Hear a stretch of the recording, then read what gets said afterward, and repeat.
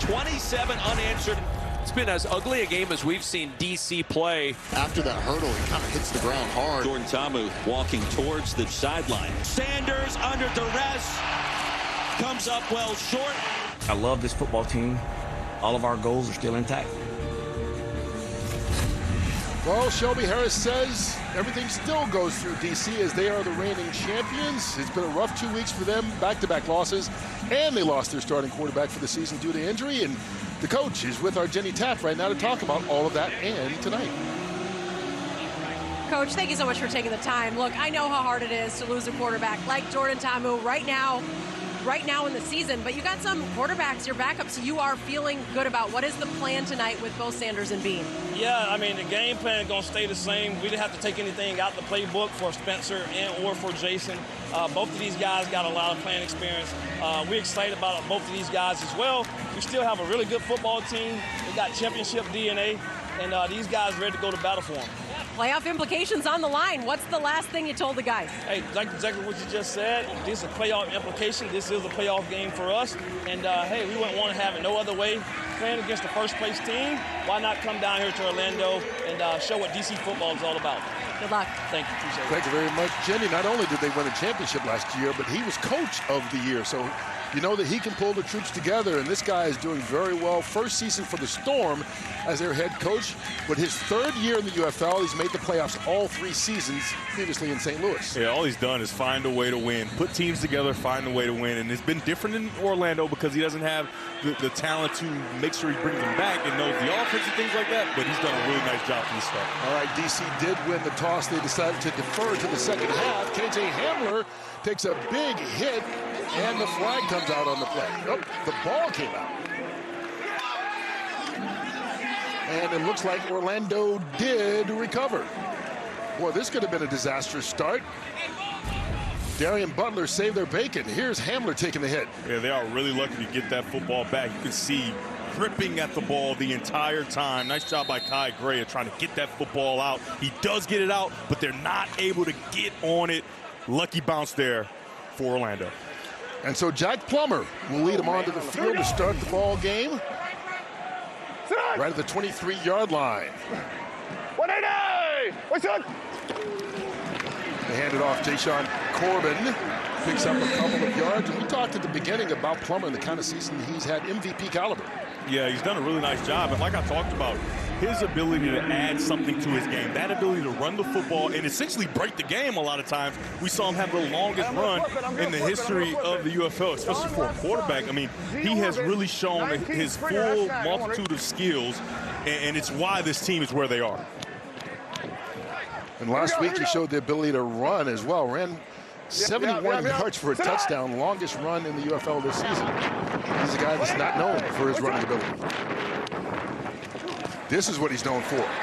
Wise passing decision caught by Chris Rowland. They'll be 3rd and short. Who should we keep an eye on when Orlando has the ball? Number 12 in black. Chris Rowland and Elijah Badger. Those two guys together are really going to put this defense in a bind. And who knows Chris Rowland better than DC, DeAndre Baker, and especially Bryce Thompson. He's going to be in the slot following Chris Rowland around and trying to eliminate him because he's a big part of what Orlando likes to do. Yeah, Rowland was a member of that DC team that won the championship last season.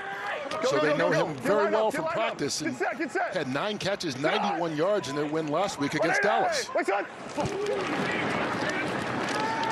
has time. And sneaking out is Corbin. He gets the first down.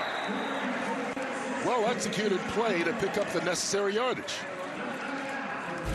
Yeah, they did a really nice job there. Eventually the football is going to get to Corbin. However, Jack Plummer, he's going to go through his reads. He can't find anybody, and then he just dumps it over the top. And when you have Corbin with just 1 yard to go, you expect that he's going to be able to at least make one guy miss or run through him to pick up the first down, and that's what he does. Here we go. Sit on. Here comes cover 2. 180! Elijah Dotson and Corbin in the backfield. And Plummer gets it out to Dotson. And his first time touching the ball, picks up 3 yards on the play.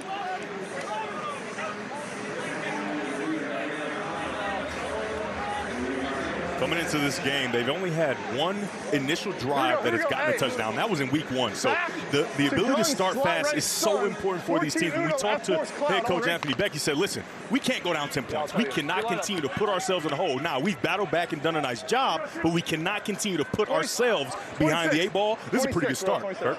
This is a nice start to the 38-yard line. Pressure coming. They hand it off to Corbin again. He's going to be bottled up right about the line of scrimmage. Devontae Maxwell, the first guy to get there.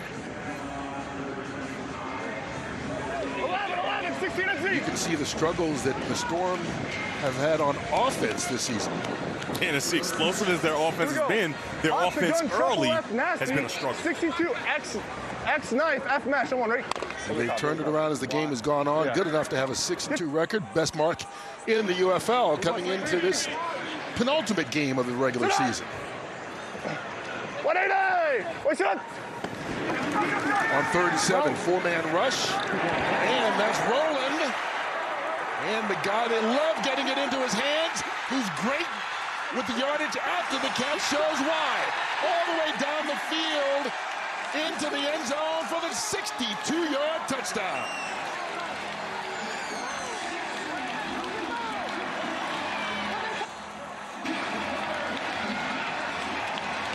Well, they wanted a fast start. They got it.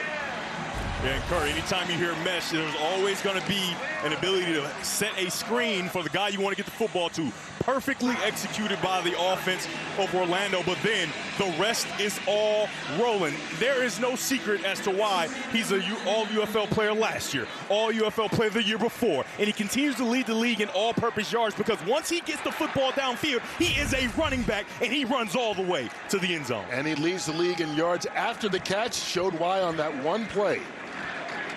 Michael Lance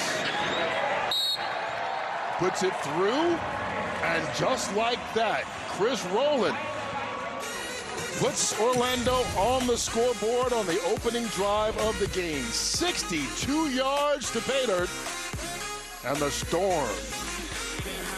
Happy times in Orlando.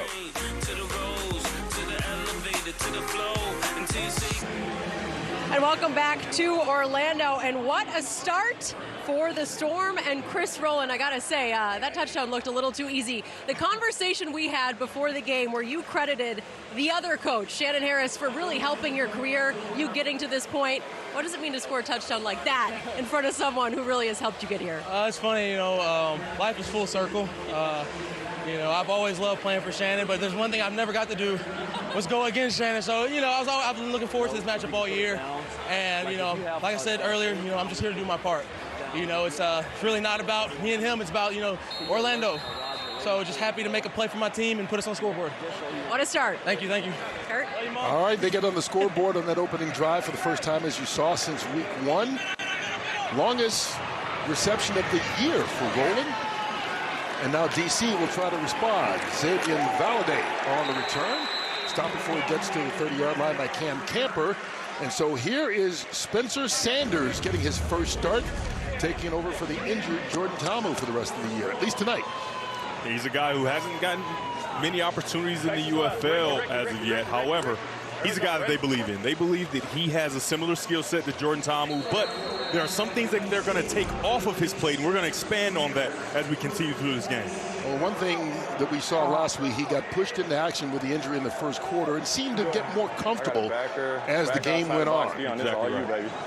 Eat up. Here we go. Jason Bean is their backup. Don't be surprised if you see him at some point tonight as well. But they open the game, handing it off to Deion Jackson, and there's a big run by him. Getting this run game going will certainly help take pressure off the quarterback tonight.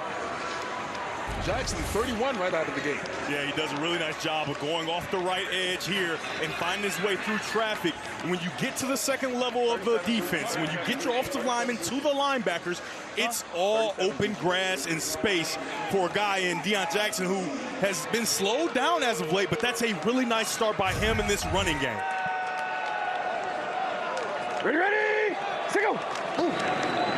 In Orlando territory, Spencer on the option kept it, and Darian Butler says thank you. Kurt, that's something that you have to monitor during this game. Even though he has done mesh in practice, the mesh of the running back or the receiver, whoever he's handing the ball off, that's something he hasn't had a bunch of in live game action, right? So at this point, he has to make sure he protects the ball, and he cannot give Orlando short fields. We're only 3 plays in the game, but they've been getting to the line of scrimmage with plenty of time left on the play clock to try and help the quarterback. And here he is. He hands it off. Jackson. His second carry. Who should we keep an eye on when DC has the football? This DC offense has really nice receiving weapons, and I think Cornell Powell and Miles Morales, Ty Scott, the Black Spider-Man on this offense has to be big, and then Isaiah Buggs and Daquan Jackson. These guys, because Isaiah Buggs is back, he can push the pocket inside, and for Daquan Jackson, he's going to be the guy in conflict. He's going to have those opportunities in the RPO to either pick the run or pick the RPO, and he has to make the right decision. There's a look at the big man Buggs. Missed last week's game with a calf injury, and now is back to bring pressure in the middle, which he has done very well this season. On 3rd long, Sanders wide open as Powell gets just enough for the first down, and the DC defenders move the chains. Really nice design. You're going to get everybody clearing out, and you're going to bring Powell across the field, similar to what we saw from Orlando, except for the mesh doesn't have to happen because it's a zone defense. He catches the ball in open space, and it's just him in the sideline to rush and get that first down. A nice start there for Spencer Sanders. Ready? 3 receivers to the right. Xavier Valladay, his first carry, picks up just a couple of yards on the play. Chris Garrett with the tackle, and Fred Keiss is their offensive coordinator calling the plays in. And when we talked to head coach Shannon Harris, he said there's not going to be much change in the way they call plays. The change will be in the drop-back pass game. The center, Michael Maietti, is going to be the guy that controls the protection so that you can allow Spencer Sanders to play quickly, play fast, and not have to think about so much extra in his first start. And we talked about the early play calling. They're trying to give, it looks like, Sanders every opportunity to be comfortable when that ball is snapped. And handing it off like this will certainly help. That's Valladay again.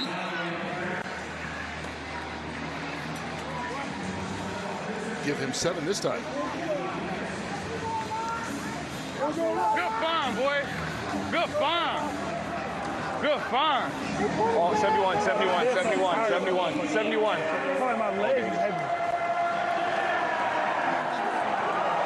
Jack Plummer hoping his defense can get a stop here and hold on to the lead on 3rd and short.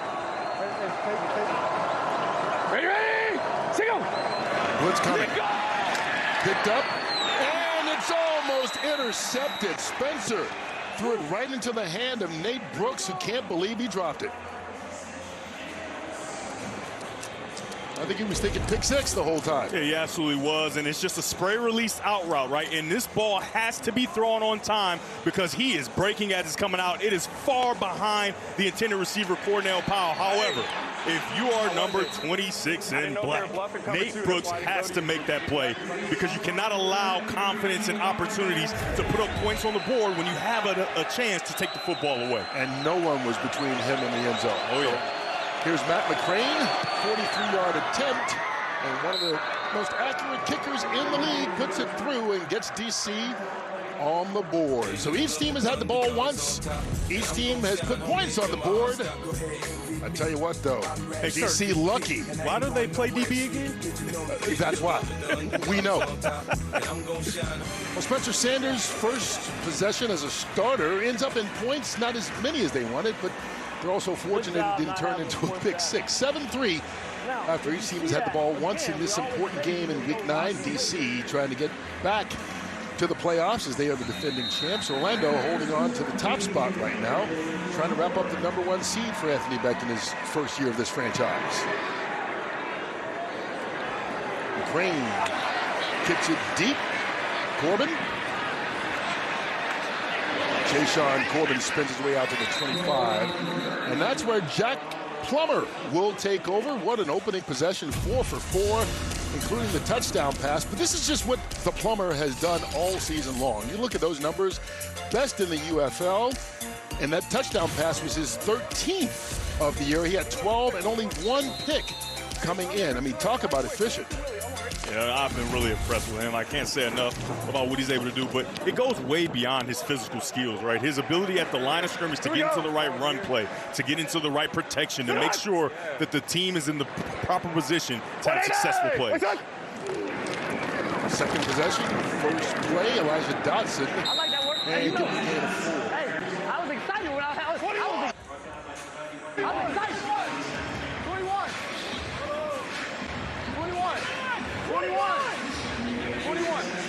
And at home, when you hear that 21, they're yelling. 2 backs, 1 tight end. Somebody has to come off the field. Use your wide receiver. 28. Both Corbin and Dotson in the backfield. 28. Cole, 28. Yeah. Sit on. 180. What's up? DC showing pressure. They come. Corbin bouncing off defenders. This is going to be a short 3rd down attempt. Blake Williams, the defensive coordinator, yes, son of Greg Williams, the longtime NFL head coach and coordinator, has his work cut out for him against this Orlando offense. And if you know anything about the Williams family, they are going to bring weak press. Raise 53 weak press. It looks like 10 personnel. Raise 53 weak press. It looks like 10 personnel. Find the 3rd receiver. Buzz. Here's the press aspect he was talking about right here at the bottom of your screen to disrupt the timing. 180. What's up? 3rd and 2. Who else? Chris Rowland falls forward, gets the first down, keeps on moving, and yes, that's his 3rd catch already tonight, 13 on that one. Such a great feel there of getting outside the hook to curl defender and then kind of wrapping inside and just being friendly. And usually with the wide receiver, you say nice and big and friendly, but he's not the biggest guy on the field, but an easy target for Plummer. You can see they're handling one of the best pass rushers on the field, and not only on the field, in the UFL. Yeah, Brandon Smith, the linebacker for DC, still yet to get up after that play. We'll take a quick timeout from Orlando. There's 2 games left, so the playoff picture's still developing in the UFL. Orlando at 6-2. Their picture's clear. They've already clinched.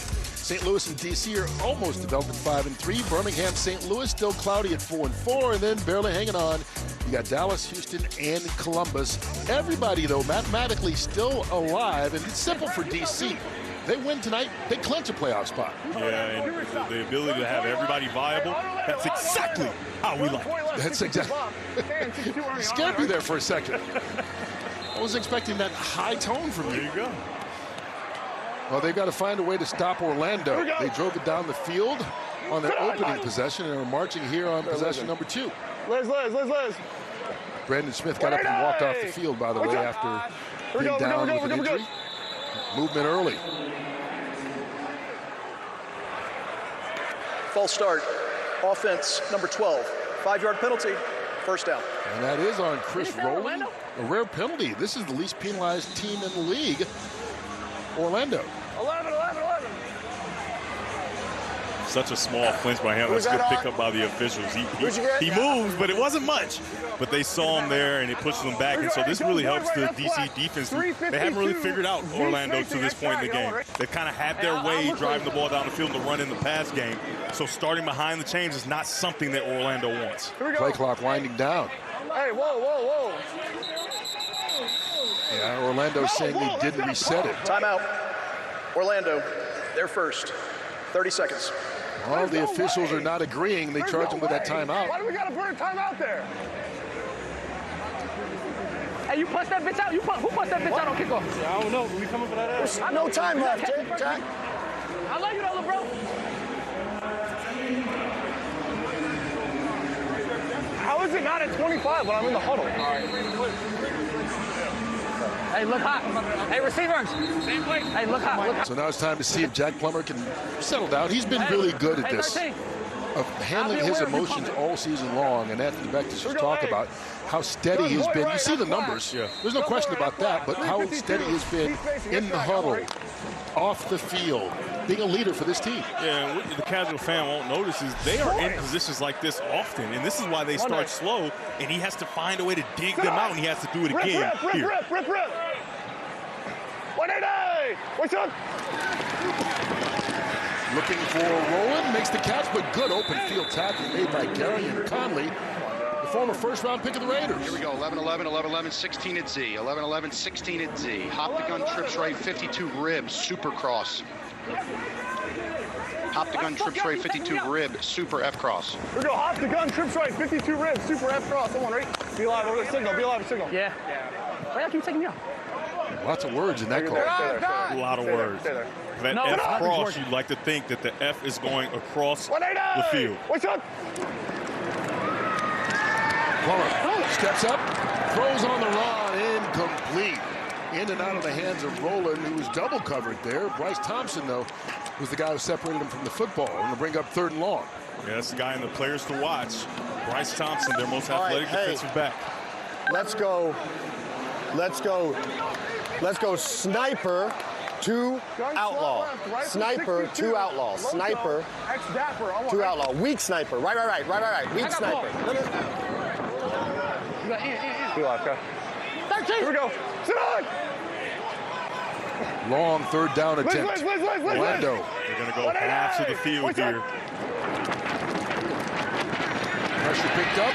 Plummer connects, gets it out to Sam Wiglitz, but he is stopped before he can pick up the 1st down. But because they have crossed the 50-yard line, they have to go for it on 4th or kick, but they can't punt. That's a nice tackle by Micah Baskerville because he forced Linguist to hook up just a bit short, and as soon as the ball is caught, he drove him back to create this 4th and short. Z-Rap, F choice, someone right?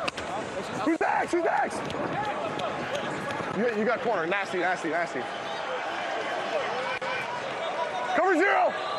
These two guys are dangerous in man-to-man coverage, which I expect DC will play. They got it off.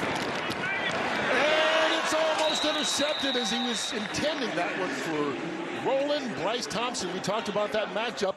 Not surprised that that's where you go for it on 4th and 2. You're exactly right. That's the matchup. The best athlete on the defense for the defenders. He's in position. He reads it out, and he almost has himself a pick 6. Outstanding job of getting a stop and getting off the field. We'll have the DC offense when we come back.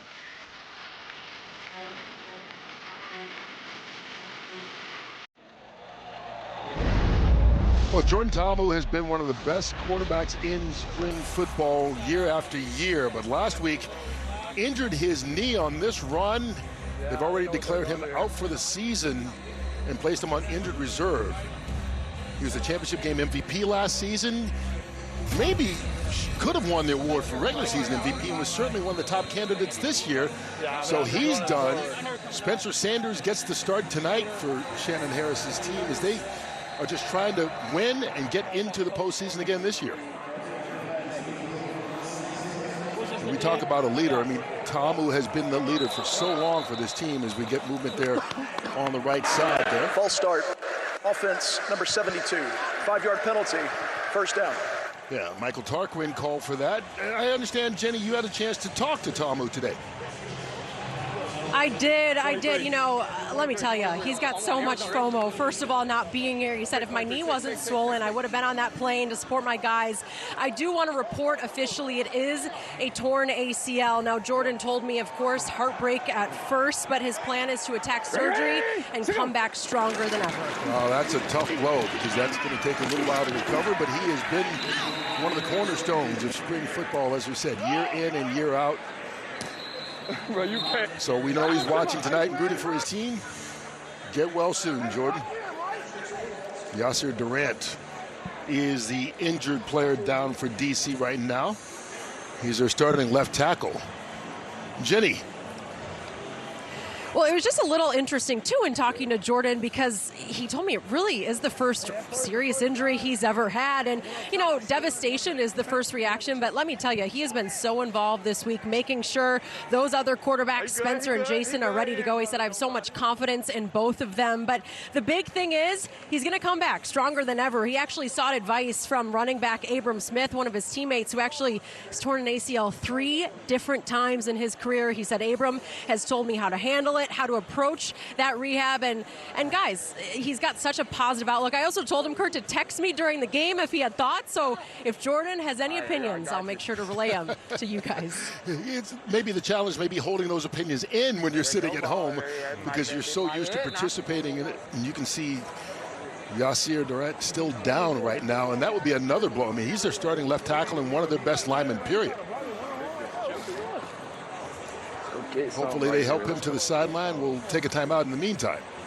Well, Yasir Durant struggled to get off the field. All UFL last year, turned that into a camp invite with the Patriots, and so we talked about him being one of the best linemen on this team. He's one of the best in the league, and so they're without him for at least a little while right now.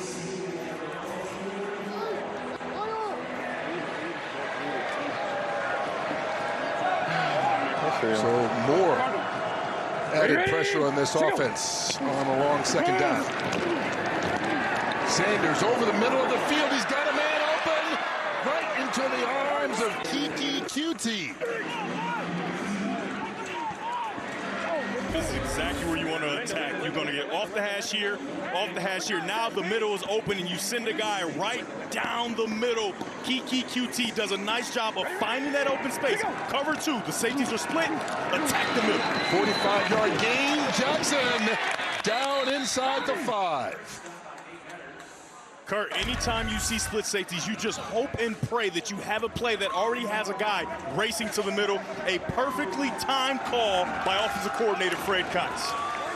Coutee, the former 4th-round pick of the Houston Texans.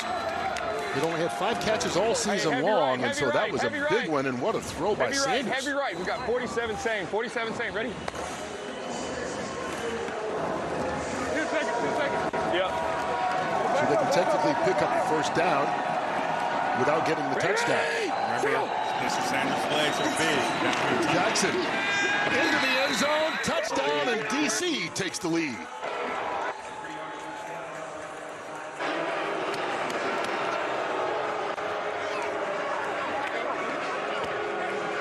Way to answer, young man.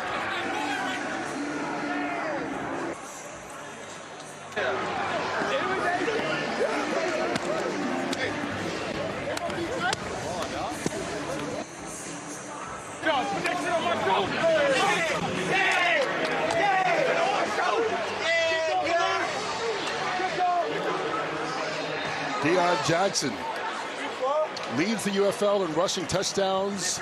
That is his 7th in 9 weeks, but it's the first time that Sanders, as a starting quarterback, has a lead. McCrane has the extra point. DC scores on both of their first 2 possessions in a game that if they win, they are in the playoffs. Deion Jackson making it a 10-7 lead. And you got to imagine, Jenny Taft, that Spencer Sanders is smiling big. All right, all right. How about that? I love that finish from you guys. Just take me into the confidence, your preparation to really take advantage of the moment and opportunity for you tonight. I mean, it's really simple. Throughout the week, I try to make it simple on myself and just minimize everything that I need to think about. And like I said, it's football at the end of the day. I've been playing my whole life, so I made it very simple for myself, the way I prepared, and made sure I was ready for anything they threw at me. What are you most confident in when it comes to your game? My legs. My legs get me out of any situation, extend any play if we need to, and play good ball. All right, that's all we need to see. Play good ball. Sorry about that. Congrats. Good start. Thank you. He hasn't had to use those legs just yet. That big 45-yard pass to Coutee was the play of this drive. Oh, it's very encouraging because we see Jordan Ta'amu time and time again recognize coverage and hit guys down the middle of the field. So you see the opportunity to execute in that same way. And like when we talked about Shannon Harris, he said, I don't think we're going to miss a beat. I think that these quarterbacks are ready and they're making him look like a genius. And you saw the stat there that Jackson not only leads the UFL in rushing touchdowns, but set a record. as Elijah Dotson takes a knee in the end zone. So Jack Plummer now finds himself on the opposite end trying to come back. 11. Offense at premium here in this first quarter. Still just under a minute to go. Left hash, please. Thank you. Both teams with a couple of big plays. That 45-yard pass to QT, and on the opening drive, Orlando had a 62-yard touchdown pass to Chris Rowland. 15 counter GT. I'm on right.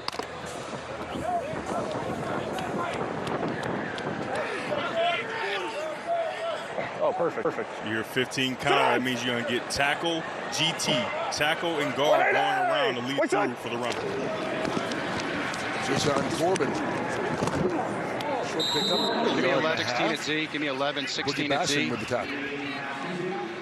Doubt left rifle, 62 Z Dublin, Dallas. Doubt left rifle, 62 Z Dublin, Dallas. Hey, here we go. Doubt left rifle, 62. I'm gonna be real cool. Z Dublin, Dallas. I'm on right. Go across and check C. Here we go. Down towards the end of the first quarter. Elijah Badger at the bottom of your screen. You're still waiting on him to have a really big day. And that was thrown down low, and a sliding catch made by Cam Camper. 12 yards and a first down. Orlando marching here at the end of a entertaining first quarter. Each team has put points on the board, had big plays, and so we're having a good time in Orlando here in week 9.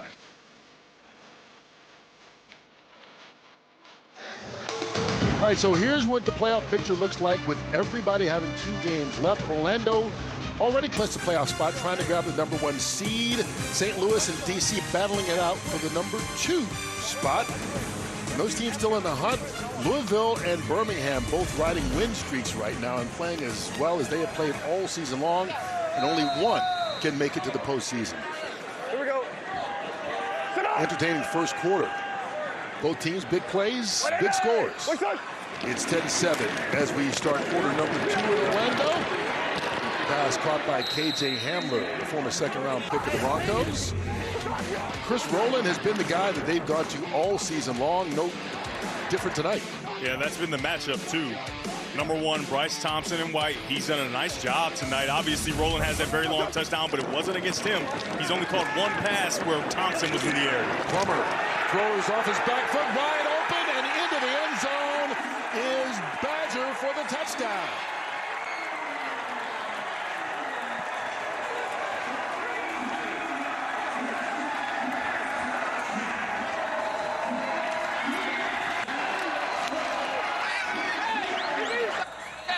Elijah Badger, 4.43 speed at the combine last year. Takes it for 41 this time around. They try to go Tampa 2 and drop their middle linebacker, Brandon Smith, down the middle, but he cannot run with 2 in black. Elijah Badger, one of the most talented wide receivers, not only on this roster, but in the UFL, just runs scot-free down the middle and catches the touchdown. Michael Lance on to make it a 4-point lead as Orlando answers DC's answer. 5th touchdown of the year for Elijah Badger. Ties him for the league lead and gets him involved. These 3 receivers for Orlando as good as any triple team in the league. And right now, they've got them on top. 2 of their 3 have scored. It's 14-10. Plummer leads the UFL with 1,700 passing yards. He's a great decision maker. 12 touchdowns, 1 interception, and he's rushed for 170 yards. This guy's very good with the football. They got a very good running game, and this cat, Plummer, is definitely a candidate to win the MVP. Well, he is a candidate to win the MVP, and tonight he's just adding to the resume. Through this first quarter, 2 touchdown passes, including that last one to Elijah Badger. And Jack Plummer has Orlando on top, 14-10. And the guy who knows plenty about offense and loves Plummer, as you just heard, is John Gruden, the Super Bowl winning quarterback, who's joining us right now on the sideline there in Orlando. Good to see you, John. How are you? Hey, good to see you. Good be on the broadcast. I love Plummer. That's one of the big reasons I'm here. I just think this guy's doing a lot of great things. His career is going like this. And that throw he just made, Devin, for him to make that throw under that type of pressure, that's a big-time throw. So you're seeing a lot of good stuff from Jack Plummer. Yeah, John, you're absolutely right. He recognizes the open middle. And how much do you see a guy trying to play that Tampa 2 linebacker, but they don't got the skill set? Yeah, well, if you're playing Tampa 2, you better tell that middle linebacker to get out of his back pedal and turn and run, because you just pointed out Elijah Badger has some gas, man. He was flying through the defender secondary. Now, John, it's very well documented that you absolutely hate the clap, right? You like a nice hard count. So, I do. On a scale of 1 to 10, I'm giving you my hard count right now. At home, turn your volume down. Menifee's the mic. Menifee's the mic. Set. Wait! Put on! What do we got? You know what? That's why you're in TV, Gardner. That is big time.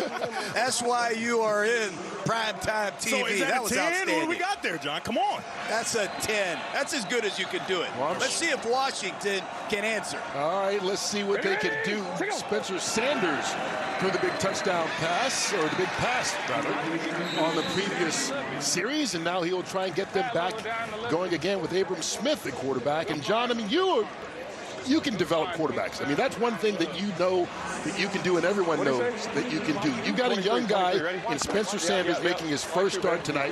What are you doing to try and keep him comfortable? Because it looks like they've done the right thing so far. Well, I think Coach Kais has done a nice job getting them some high percentage completions. They've run the ball. He got away with a mistake. It could have been a pick six. But I like where Washington is. They have some balance. They're making some yardage on first down, and this is the defending champion, the Washington, D.C. Defenders. So I'm anxious to see the medal that they show right here in this drive. Yeah, Abram Smith picks up the first down to keep the chains moving. Have you ever had a situation where you've been a team that's having success and then lost your starting quarterback of the season? And how do you rally the troops? It's hard. That's why you got to have a leader like Shannon Harris of the D.C. Defenders. We lost Brian Creasy 1 year, and Chris Sims took over. We did manage to win the division, but everybody has to step up their game. This Defender defense has to play better, and I think right now they're going to have to run the football and try to keep Orlando's offense off the field. Yeah, and what you can see here already, this offense doesn't really look much different than what we saw from Jordan Ta'amu, and Shannon Harris told us that's exactly how he feels about his quarterback. The one difference is now you have your center, Michael Maietti. He's making all the calls in the pass game, right? So now you can free up Spencer Sanders to play fast and not have to worry about setting the protection and trying to protect himself in the pass game. Orlando sniffed that one out right away. Abram Smith on the carry. Isaiah Buggs, who you mentioned missed last week's game, with those fresh legs, making the tackle in the backfield for a loss. And he is a mountain of a man inside, man. He does such a nice job of controlling offensive linemen and not allowing them to get to the second level, right? So not only does he get through, but now the offensive lineman can't get to his linebackers, and it's a party at the football. So it'll be 3rd and 9 for Sanders and this DC offense.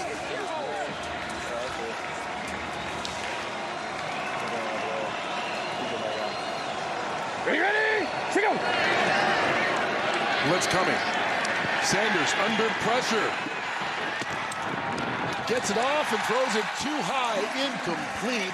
Cornell Powell, the intended receiver, but good coverage there in the secondary. But Buggs, once again, bugging the quarterback. Yeah, he's a problem. He lives in the backfield. I know they're so happy to have him back.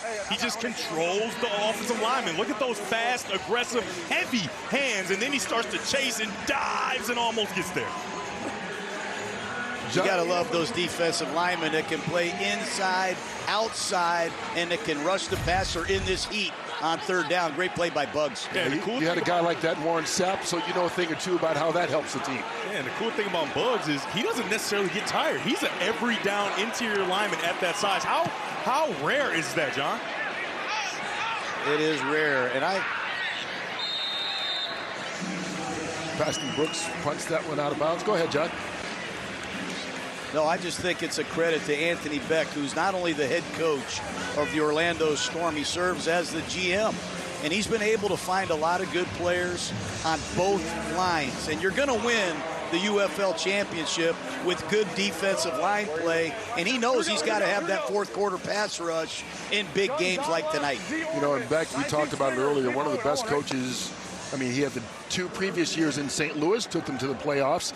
This expansion franchise in Orlando, first-year head coach takes them to the playoffs, and they got a chance to be the #1 seed. But you're right, he's built this team with the line, and these receivers he's got certainly help as well. Here on first down, they hand it off instead. Elijah Dotson with the run.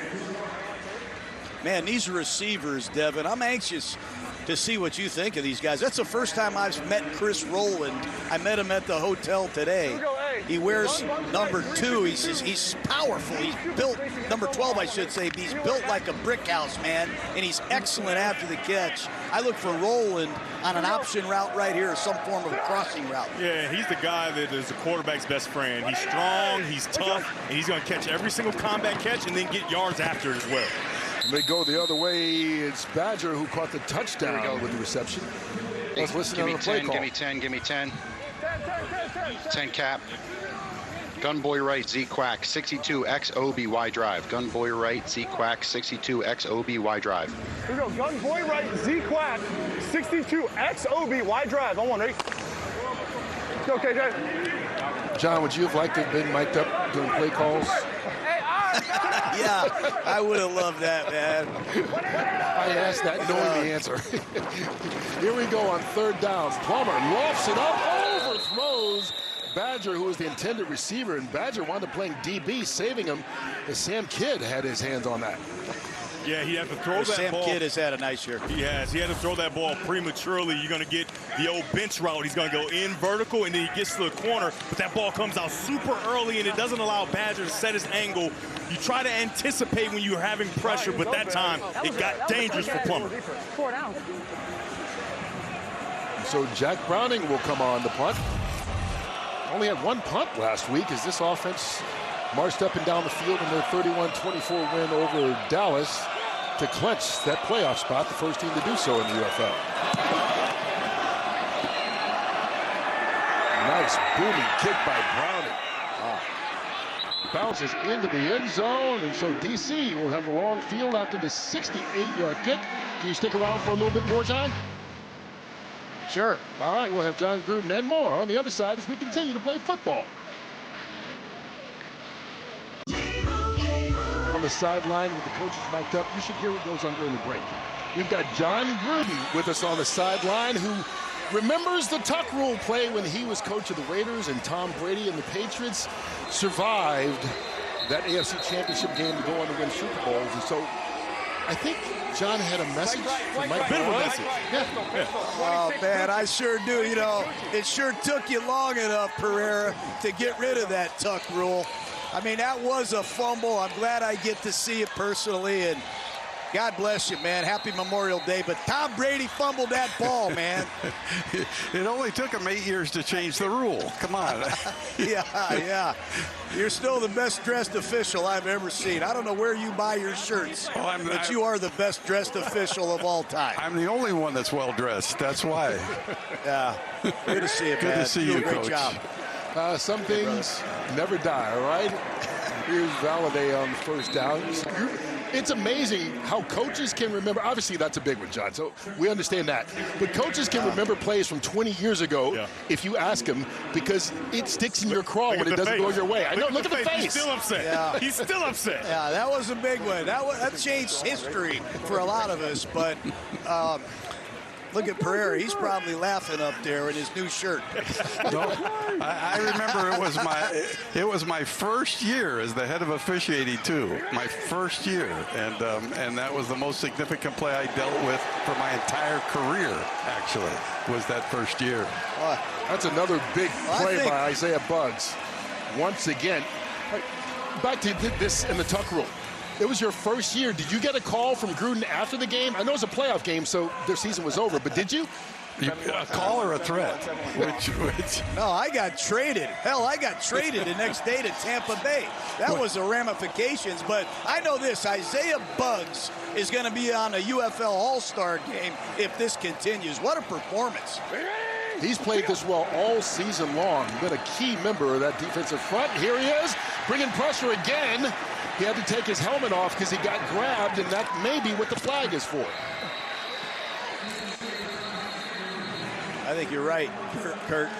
That's what the great defensive linemen do. They have a factor grade. They get sacks, tackles for loss, they bat down balls, and they force penalties. Personal foul, face mask, offense number 56, 15-yard penalty, third down. That's on Jahari Branch, and it's going to come back, that 17-yard run. You can see right there, just losing the rep, and you got to find a way to stop him. What better way than to pull his face mask and try to rip his eyes out? But that's illegal. Yeah. A very nice job by big number 90, Fabian Lovett, of forcing that. Now, I will tell you, the big guy, Isaiah Buggs, he does a lot of that as well. Right.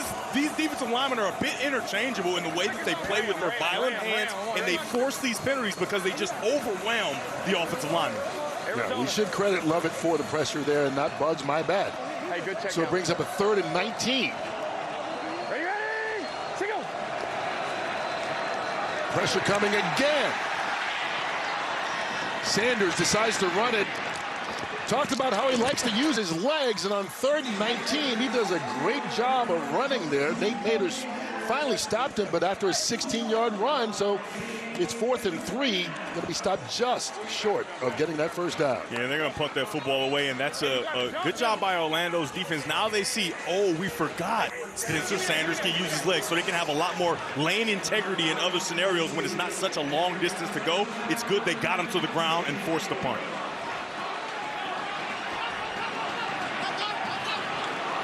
Paxton Brooks on the punt for DC. KJ Hamler back deep. And again, watches Brooks punt that one out of bounds. And Jack Plummer will get another shot at it. So far, 11 of 14 tonight, 167 yards, 2 touchdown passes. He's been who he's been all season. He's been efficient. He's been, the moment is never too big.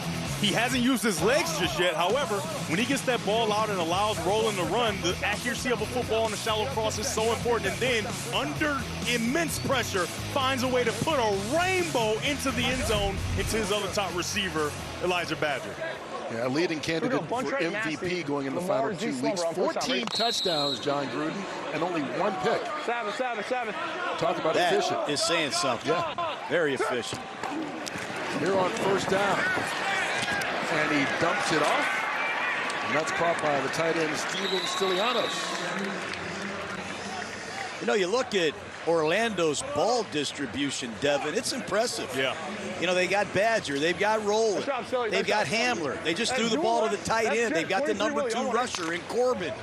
Colin Thompson's done an excellent job with his ball distribution and his formation usage. They've been in a different formation almost 7 plays in a row. You talk about distribution. He's going back. 12 completions for Plummer, 8 different receivers. And a little draw play here. Jayshon Corbin picks up a couple.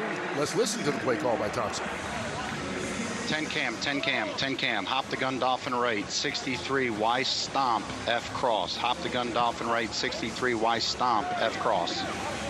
Here we go, hey, hop the gun, Dolphin right, 63, Y stomp, F cross. Someone right. He's got such command of this offense. Great communicator, and it really helps this offense function at a high level. We good? Let's see what they do on 3rd and 3. What's up? Here comes the blitz. It is picked up, an easy throw for Plummer. Going up and grabbing it. Cam Camper only need to get 1 foot down in the UFL. Did he? He did. Yeah, and John, this is the one guy you didn't name because he came on late. You get an injury to KJ Hamler, and then they give an opportunity to 16 in black, and he has made good on it. The slot fade, one of the most indefensible routes in football, and he skies up. For an injury to a defensive player. 29 yards on the reception, and DeAndre Baker is still down for DC. But look at this by Camp. What range to fully extend and go catch that football at its highest point. The question will be, though, did he come down in bounds? The one thing you have to look at is that elbow. Does his elbow come down in bounds? Yeah, can I see a different look?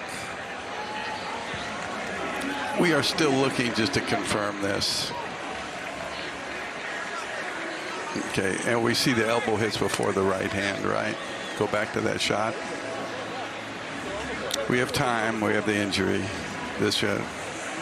So look at the hand above it. Elbow hits first. Now does he hold on to the ball? I'm fine. Elbow hits first. Just let me see the ball now. He holds on to the ball.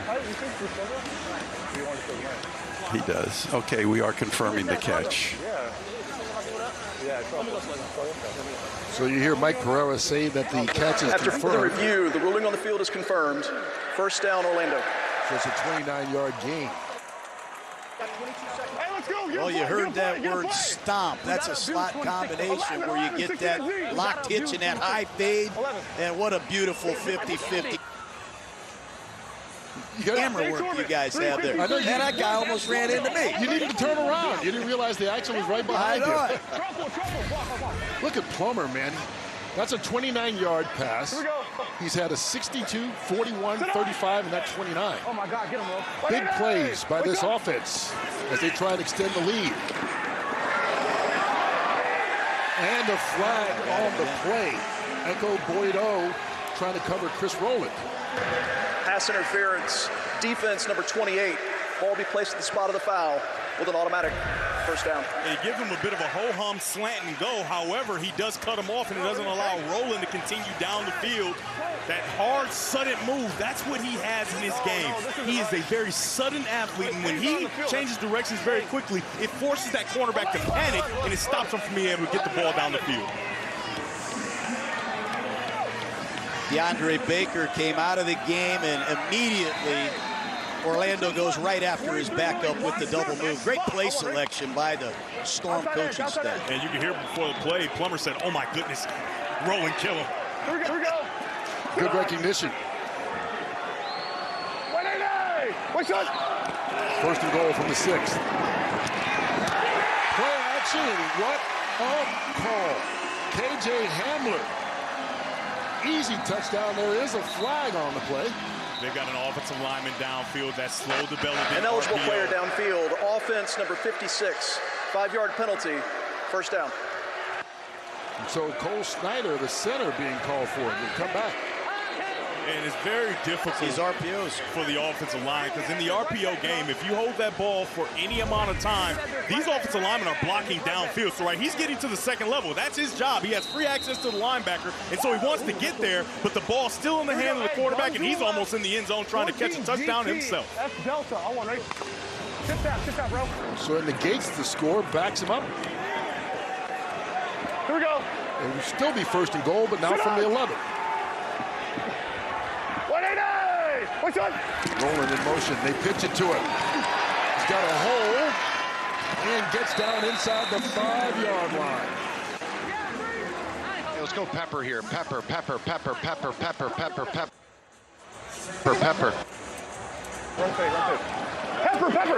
there, KJ, over Bunch there. right, KJ. Bunch right, Pepper. Here we go. Orlando's up. Line up quickly. Jayshon Corbin bouncing off tacklers. Maybe stopped at the 3-yard line. Third and goal. Okay, give me 10 cam. Give me 10 cam. 10 cam. 10 cam. 10 cam. 10 cam. Gundolphin right, Z Shack. Tight end. 363 Z Turf Pump X Wrap. One back, 0 tight ends, and Cam is Cam Campbell, right? So it's a specific. 363 Z Turf Pump X Wrap. It's a specific combination of wide receivers where you want to have 16 in the game. So let's keep an eye on him.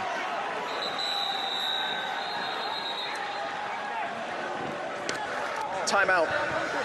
DC. They're first. 30 seconds. All right, John Gruden, you got time to think about this. What would be your call here? Well, I like this running back a lot. I think Corbin is a great short yardage goal line runner.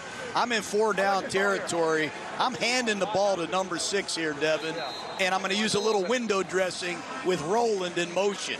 But I want number 6 to put 6 points on the board right here for Orlando. He's a great traffic runner. And that's why you're an offensive guy, because you know that window dressing with Roland are going to get a lot of eyeballs. And as long as you wait a half a second, a downhill forward-leaning runner is going to be able to get in the end zone. But I'm going to take it a step further. I want to make sure I have Plummer with the option to keep the ball as well, because his legs could be dangerous. And even if he pulls his hands out without the ball and starts to run, they're going to follow him and open up those gaps even more.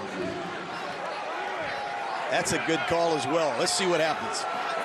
And as you see, most likely going to go for it on both third and fourth. Let's see if they can knock it in. Plummer open in the end zone. How easy was that to Cam Camper? Fooled us both. Double move by Camper in the slot. Oh, yeah. And he's wide open. I mean, it's a great concept, John, where they get him. You get that window dressing where you're going to get a guy in the flat really quickly, right? So when you see that, you want to react. So he pretends like he's blocking, and then he just wraps himself around into the end zone, and that's that 10 personnel Cam. One back, 0 tight ends, but we want to have Cam Camper in the game, and that's how far he's coming this season. Started off the season inactive, and now he's got his own personnel and a touchdown on that drive. I love it. That is awesome.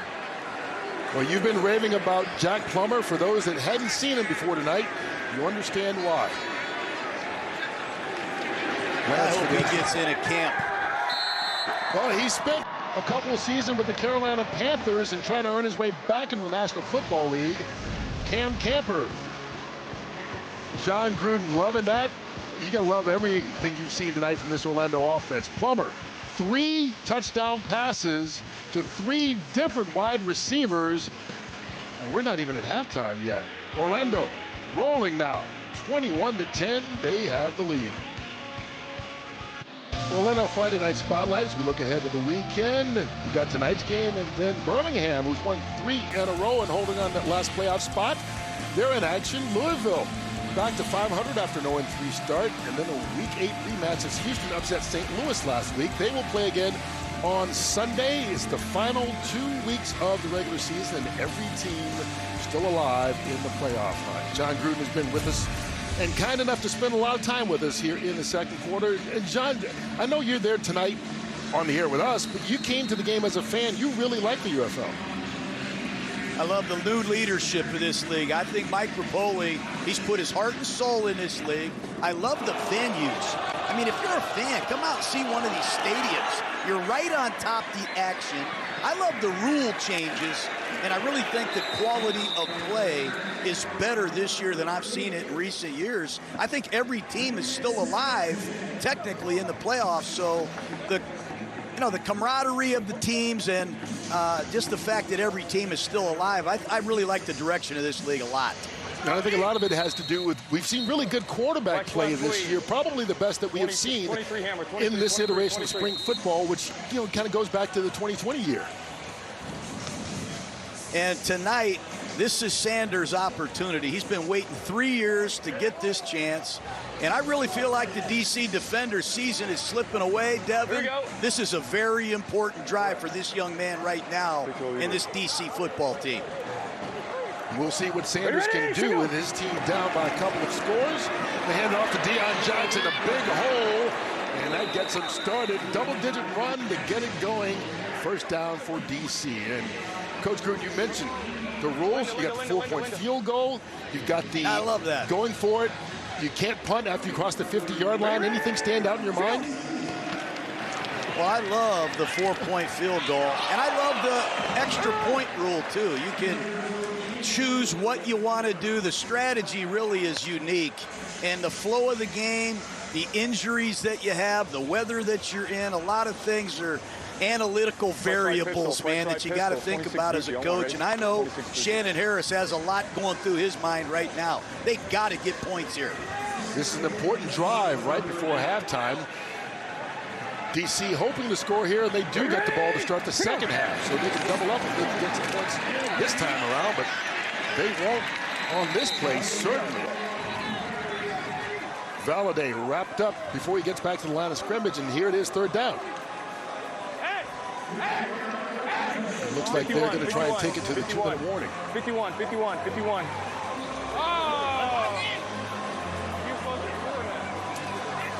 All right, 2 minutes left on the game clock here in the first half. We'll be back to see what DC can do right after this. Yeah, thank you, right? So the Progressive halftime show right around the corner as we wrap up this first half. And both teams scored early. Orlando has continued to score. They lead at 21-10. DC, with a win, can clinch a playoff spot. Orlando has already grabbed that spot and trying to get the #1 seed going into the UFL postseason. Kurt Menefee, Devin Gardner, Jenny Taft on the sidelines, as is John Gruden, who's been with us throughout most of the second quarter. And we will see here on third down what DC can do. Timeout. Orlando, their second. 30 seconds. All right, so Orlando calls a timeout once they see DC line up. Right now, John, you've got your backup quarterback in an important drive that we talked about.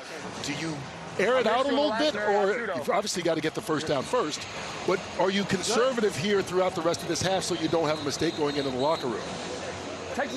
Well, they've got to get one first down to get back into their 2-minute offense. Orlando just showed a 3-man rush. Running a draw play is not out of consideration. They have the best runner in the league, but I think he's out of the game right now. But Orlando looks like they're going to rush 3 and drop 8. If that's the case, look for a check down, and somebody's going to have to rally after the catch for Washington. And if they don't go with the draw play, and remember, they can use Spencer Sanders' legs as well in the draw play. These rushers create issues protecting for the offensive line. That won't help. There you go. There's one of those issues. That's a credit to Donnie Offense Abraham. number 68. 5-yard penalty. Third down. Yeah, John, he changed the look completely. When you're an offensive lineman and you know these guys have gotten after the quarterback, that gets you on pins and needles, right? And you can't even listen to the snap count. You go a little early. Sure does. And Donnie Abraham just came with a blitz. You saw Washington try to ID it. They miscommunicated it. Now it's 3rd and 15, and they're in real trouble. These guys may drop out now. Ready. Go. Here comes the extra man, and they get to Spencer Sanders. Pressure being brought. Nate Mader's the first guy to get there. And it's a sack for this Orlando defense who will get the ball back. They call a timeout to try and conserve as much as they can. So they drop out from this side, and then they bring pressure from this side. They don't have enough to protect, and that's what I was talking about. Being able to see what's happening in the back end and change your protections. That's something they're missing from Jordan Ta'amu in the pass game. So the center's down. He's got his hand on the football. He can't see the back end, so the protection can't be set properly. You want to be able to protect yourself. Spencer Sanders is not able to do it, and he's down to the ground. And so Orlando will get the ball back with 1:54 left. And it should be pretty good field position here following this Paxton Brooks punt. Orlando did use their final timeout to stop the clock. So one note is that they can't challenge any play without a timeout going forward. And if you're Paxton Brooks, you got to try to put this ball high and out of bounds. You Their not number give 10 ripped our guy. Chris Rowland an opportunity. Oh, left tackle, number 71. That he's a personal foul. He ripped it, for face mask. Yes. So Orlando, you can hear, is challenging the play before. DC is challenging the ruling on the field that there was no foul for a face mask by Orlando number 10. The previous play is under further review. Did I say Orlando? I meant DC is challenging the play before. So they're trying to get a first down, and you can challenge any call that's not made if you believe that it should have been. A look. My initial look at it, back it up. So as we take a look at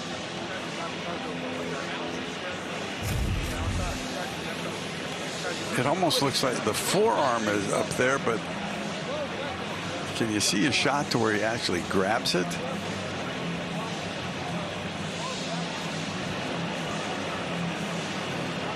Oh, here it goes. This is the shot I need.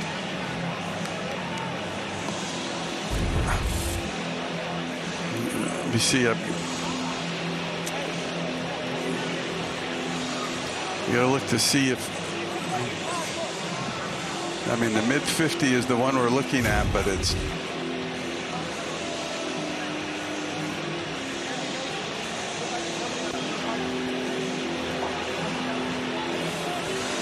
Has he got the hair? He's got the handful of hair, and then the helmet comes off. That's the main thing that we're looking at here. Just one shot. I just want to watch his hand come off. Grab hair, and it's not a foul to grab hair. Yeah, that's the mid-50. Okay, we are going to deny the challenge. The helmet does come off, but when you see 10 with his right hand, he grabs the hair, which is not an issue. It's not a foul to grab hair, and the helmet does come flying off, but we are going to deny the challenge.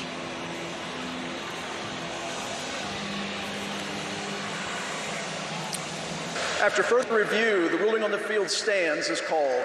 DC is charged with its second timeout and has no challenges remaining for the rest of the game. And watching on the screen, you can see Mike Pereira jostling back and forth to try and look at the play. John Gruden, if he had had that during the tuck rule and that type of transparency, it may have been a different call. Yeah, let's not get into it. I'm on good terms with Pereira. But I like what Devin Gardner just said. You better be real careful punting the ball to Chris Rowland. This guy can do some damage. He is back deep. Brooks with the punt. And it's taken by Rowland, who slips a little bit. And stays alive out to the 34-yard line. That's where Orlando will take over. 1:38 left on the clock. And with the timing rules here in the UFL, this is not as bad as you would think. You get the completions, you get the first downs. Yeah. The clock will stop while they reset it. So you can be in a hurry, but you don't have to be manic. Yeah, and if you're a viewer that's just now getting to the UFL, I don't know why you're just now getting here, but we're happy you're here. Think about college rules, right, where if you get a first down, the clock will stop momentarily until the chains are moving, and then it will start again. So knowing that, if you're Jack Plummer and understanding the type of time you have, the permanent stoppages come with incompletions and going out of bounds. Plummer on first down, all kinds of time. They pick up another first. Elijah Badger with the reception. And you got to get more of a pass rush. We came into this game knowing Derek Roberson, number 50, was a great rusher. He'll be at the bottom of the screen. Boogie Basham at the top of the screen. They have not made their presence felt. Roberson's got to go off right here for Washington. John Gruden doing his homework on these DC defenders. Quick pass, incomplete, in and out of the hands of Chris Rowland. Good coverage there by Deontay Anderson. Hey, John, this time they have the safety stack. Safety stack, you know you got to smell a rat. Yes, you do. Blake Williams, defensive coordinator, he says, hey, if we can't get there with a four-man rush, I'm going to start dialing up some heat. And I would not be surprised if Blake Williams doesn't bring some more fire right here. They got to make a big play. This is a splash play defense. They take the ball away a lot. They have not done it and haven't been close to doing it tonight. Second in the league in takeaways, lead the league in sacks as well. And they get there for the first time tonight. And there's that guy you just mentioned, Roberson, with the sack. I like him. He's out of Sam Houston State. This guy had 2 sacks against Drew Brees a few years ago as a Tennessee Titan. He's got great length, great get off, a lot of production. He'll be first team all UFL, and that's a big play. Hopefully, it ignites this Washington football team as they head into the locker room for the first half break. And John, we see that drill in the combine all the time. When you run the hoop, you get great extension with the offensive lineman and get to the quarterback. He bends it and gets there easily. Here comes the 5th man. That's caught. And actually it was juggled. Elijah Dotson with the reception, and boy, was he separated from the football. Let's take another look here. And he's separated because the guy comes from about 14 yards away. He sees it developing, and he looks like he comes from the half safety, sprinting the whole way, and just jars that football loose. Sam Kidd. Sam Kidd, he's had some injuries last year. Great to see him healthy. Same foot, same shoulder. He just rocked that Orlando Storm receiver. And so a big stop by this DC defense. They'll get the ball back in the final seconds of the second quarter. And they do get it to start the third. There's a flag down on the punt.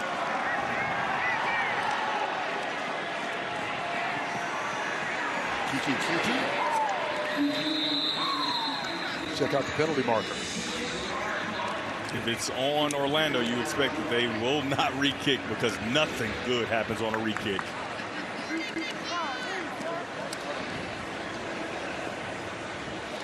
Legal formation, kicking team, not enough players on the line of scrimmage. That 5-yard penalty will be added to the end of the play.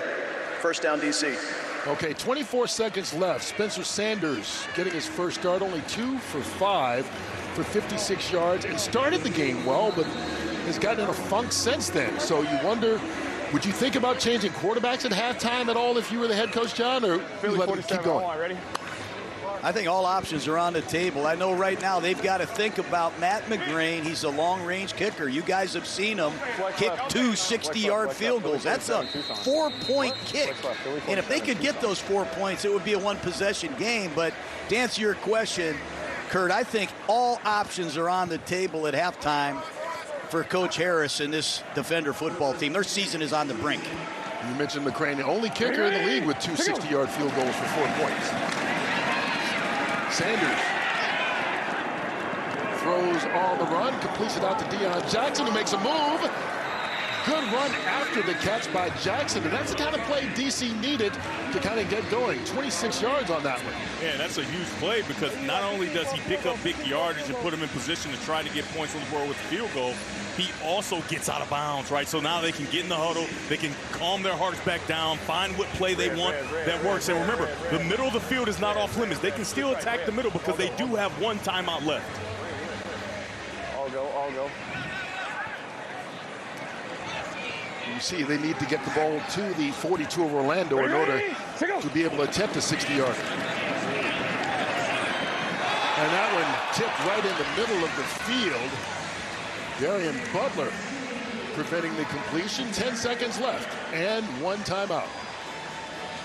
10 seconds is plenty of time. You got to get in a huddle and say down. We got to make a pass. We've got to catch the ball and go down, take our timeout, and give Matt McGrain a chance, or at least set up a Hail Mary. But I look for a deep square end, Devin. Clear it out with your slot receiver and try to throw one of those deep square ends that Washington's known to throw in these long yardage situations. To get to 14. Looking that way, Sanders pressured, takes it right across the 50-yard line. 4 seconds left. And right now, this would be about a 65, 66-yard field goal. I'd give him a shot for sure. You got 2 60-yarders already in your back pocket. I don't see why you wouldn't get a shot at knocking this one through before the half. Let's see where they spotted exactly. We mentioned McCrane's already at 2 60-yarders this year. Kurt, this guy, McGrain, he made a field goal to help me win a game in 2018. He kicked a buzzer beater to beat the Browns, 45-42. And this is within his range. I mean, this could be an NFL record, AFL record, and UFL record if he could pound this through. They're 3rd and final. 30 seconds. Is DC icing their own kicker right now? They're letting them think about it for a little bit. Well, here's McCrane. He kicked the first 4-point field goal in more than 100 years in professional football. He did it first possession too. In week 1. Yeah. And he added one a little bit later on in week 3 as well. So he's done it twice. This would be his longest attempt so far. We'll see where they spot the ball to get an official number. And will Orlando have a returner under the goalpost just in case? All right, it's a 67-yard attempt. That'll be the longest in the history of football. They should give him 5 points if he makes this. Here we go. Oh, he had the distance, but just to the left. It's close. What a half. Boy, he had the leg. Wow. He nailed it, did he not? Just didn't quite get the GPS correct, but that is a big leg. You see it just kind of leaking, and didn't quite get there. Well, John Gruden, you said he kicked for you, and you knew he had the leg. You just missed the accuracy just a little bit. And you were watching there one of your former players take us into halftime. John, we thank you so much for spending time with us. And keep watching the UFL. We appreciate it. And also keep telling everybody how good we are. I am. Keep it going, guys. Thank you. All right, take care. That's John Gruden, the Super Bowl winning head coach and big UFL fan, joining us for a lot of the second quarter. We go to halftime with Orlando on top 21-10. Let's check in with Jenny Taft. Coach, thanks for stopping. Look, your offense had some big plays. Plummer's so efficient, spreading it around. What's your thoughts on that first half from the offense? You know, we wanted to start fast, and it wasn't because of lack of energy. It comes down to the little details, right? We locked into those things. Offense moved the ball, really productive in the first half. Defense, some gaps, you know, runs were getting broken. We kind of fixed it. We had a ball in our hands for a pick six. We let it go, but we started to pick up the tempo a little bit in the second quarter, which was good. It's a great first half. We got to come out and place 30 minutes next half. If we do that, we're going to come out victorious. Thank you. Thanks, Jenny. A great first half for their head coach, a great first half for the quarterback, Jack Plummer, who's part of our big move brought to you by Pods. The first touchdown pass of his 3 tonight to Chris Rowland for 62 yards. Yeah, Kurt, sometimes big moves come in small packages. This player is, like I've said many times before, the best weapon in the UFL. Rowland 5 catches, 89 yards, and that score in the first half. And that's part of the reason that Orlando has a 21-10 lead as they try and wrap up the #1 seed, DC, needing to come back to clinch a playoff spot.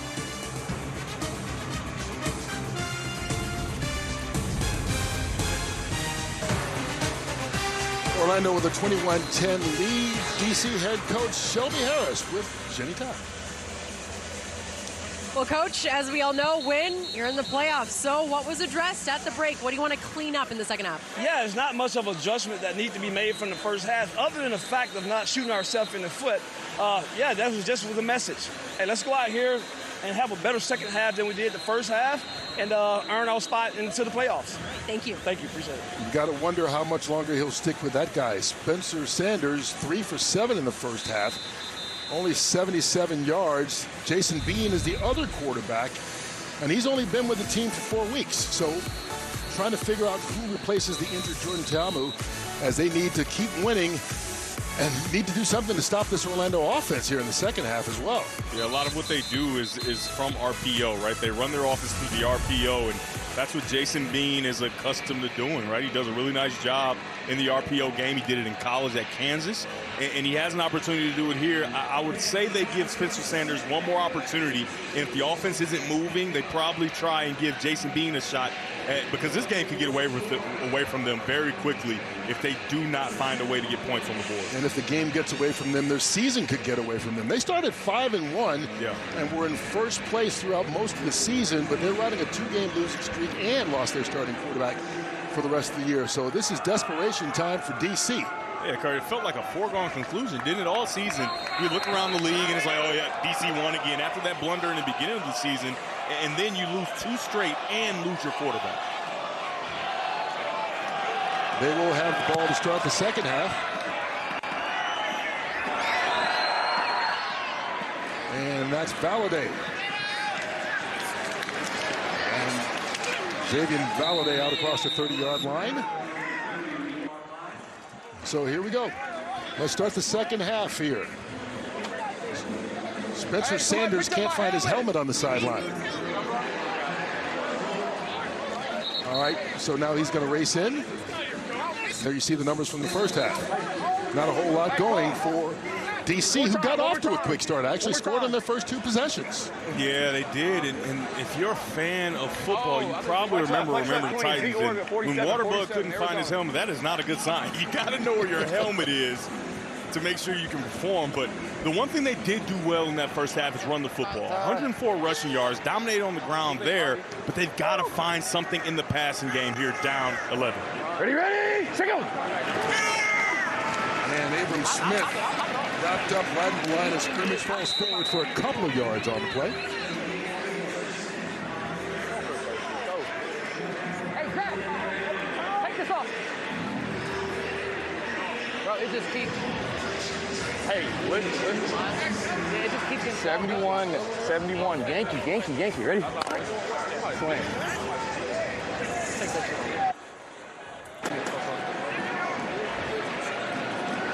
Got big time retreat coverage here on the outside. This is an easy completion to get Sanders started. And a hard count working in their favor.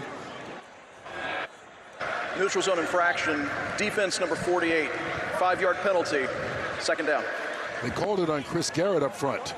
And a couple of guys had taken off early for Orlando. And so this will help shorten it up, 2nd and 3 now.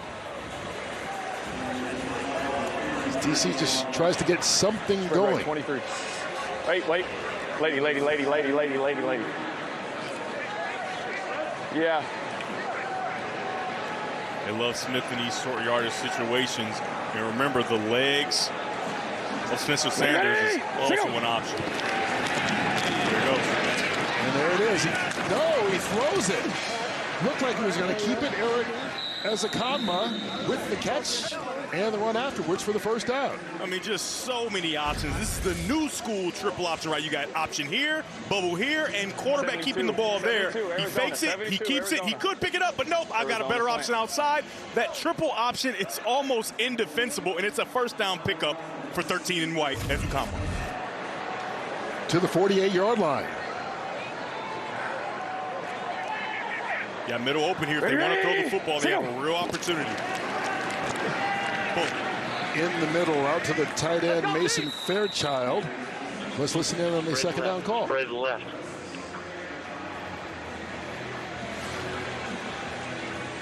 Let's go. 22. Late is no. Let's go. When the call is simple like 22, it's back to that triple option. You got an option here, you got a bubble here, and the quarterback keeping there. Let's go. Abram Smith dancing for Orlando, stopping the music, and there's that man again, Isaiah Buggs. I mean, just strong, violent hands at the point of attack. Watch him hit and extend. Hit and extend. He gets hands on, hit, extend, and then he kind of slides his way in, not only when he's rushing the passer, but also in the run game. He is so stout in the middle of this Orlando defense. Really one of the guys that makes this defense go. From that defensive tackle position, it will be 3rd and 1 now. Yeah. 2 tight ends in. Ready? Single. Blitz coming. Thank you. DC had to call the timeout because of the play clock. DC, they're first. 30 seconds.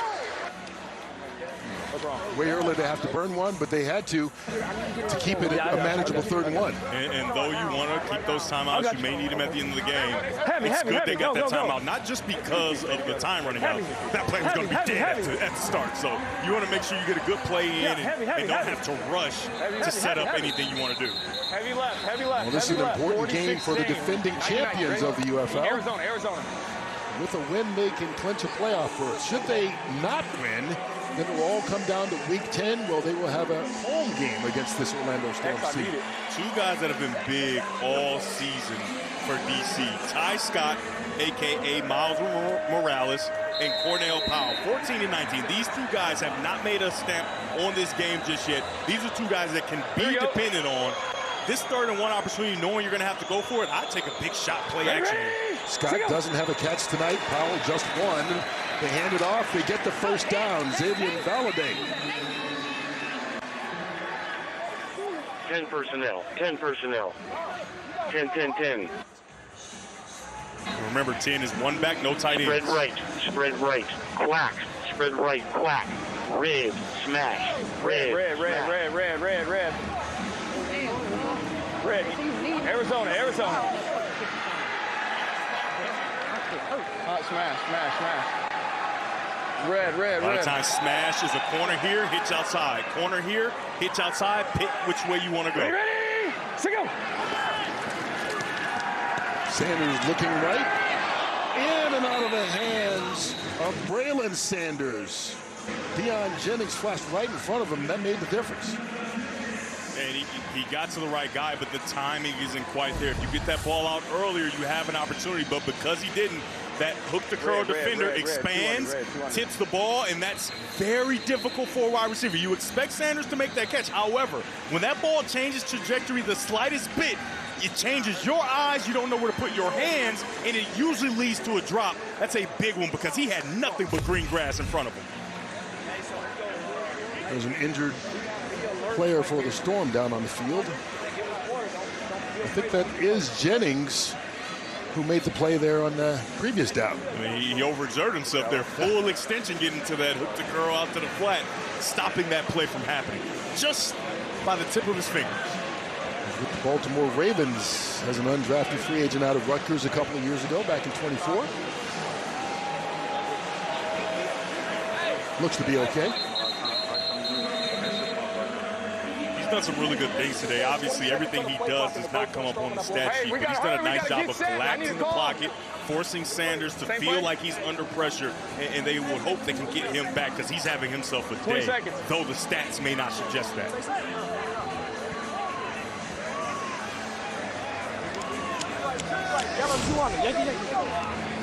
Hey, listen. Listen. You're gonna be yellow, Yankee. You're gonna be yellow, Yankee. Yellow, Yankee. Under. Yankee.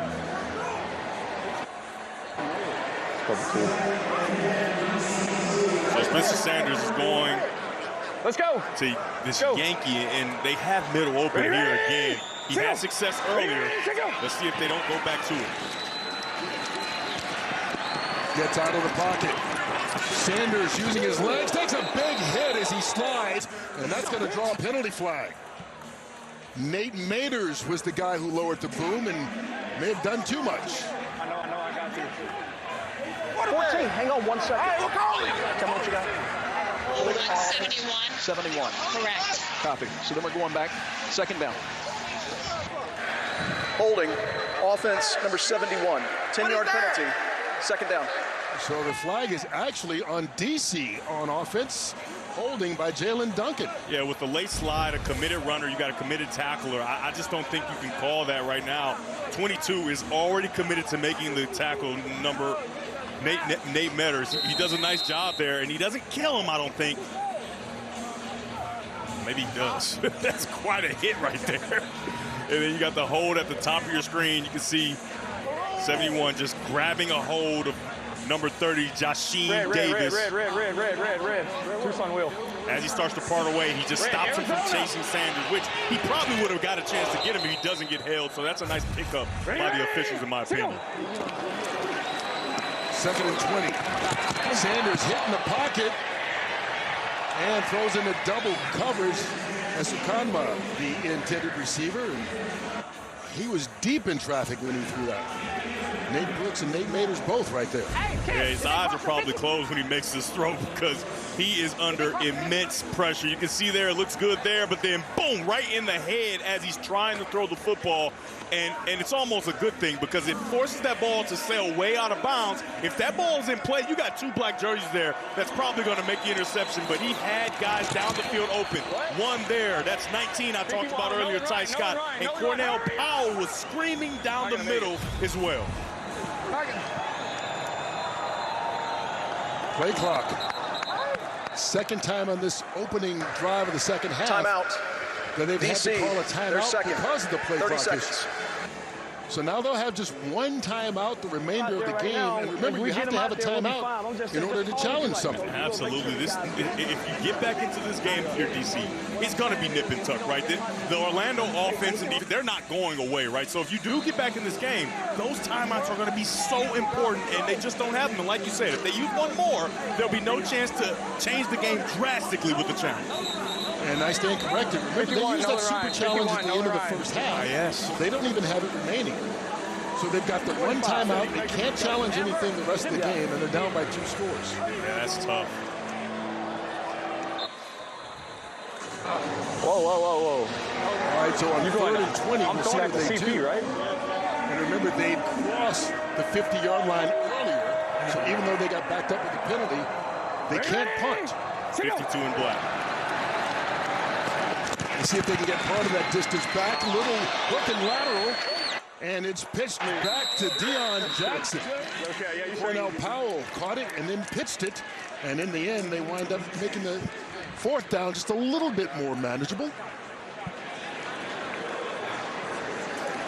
That's a really nice call there by Fred Kites. Understanding the situation, okay, we can't punt the football away. However, we have a giant leg sitting on our bench. So if we get some of this back, we'll be able to kick this field goal and put points on the board and stay right within striking distance. All right, and so they're going to bring out Matt McCrane for a 56-yard attempt. Remember, right before half, 67 yards. He had the leg, just missed it left.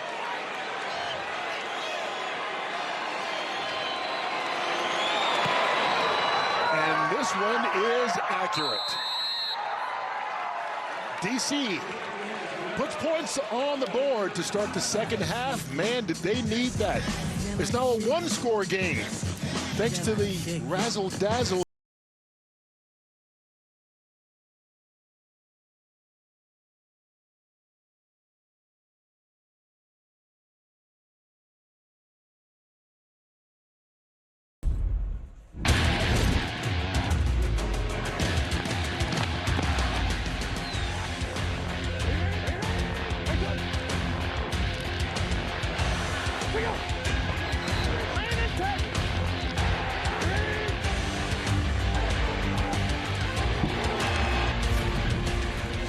That's tonight's game flow brought to you by Progressive.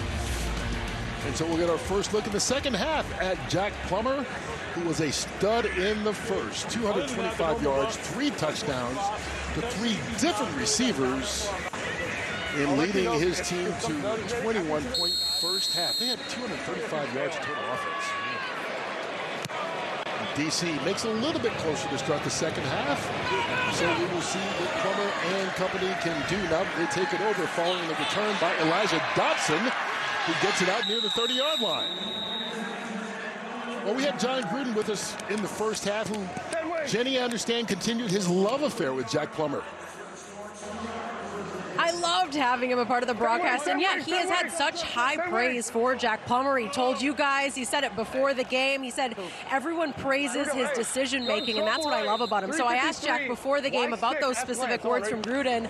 He said, first of all, thank you, Coach, for the praise, but it's that mental side of being a quarterback, that strategy. What are they doing? How do I answer? I'm always playing a mental puzzle, the X's and O's, and frankly, it is something that's always come natural to him. And it seems to be natural, as that was dropped by Chris Rowland, is just a leadership capacity. I think that's the thing. Again, we see the numbers on the year, 15 touchdowns, only 1 pick.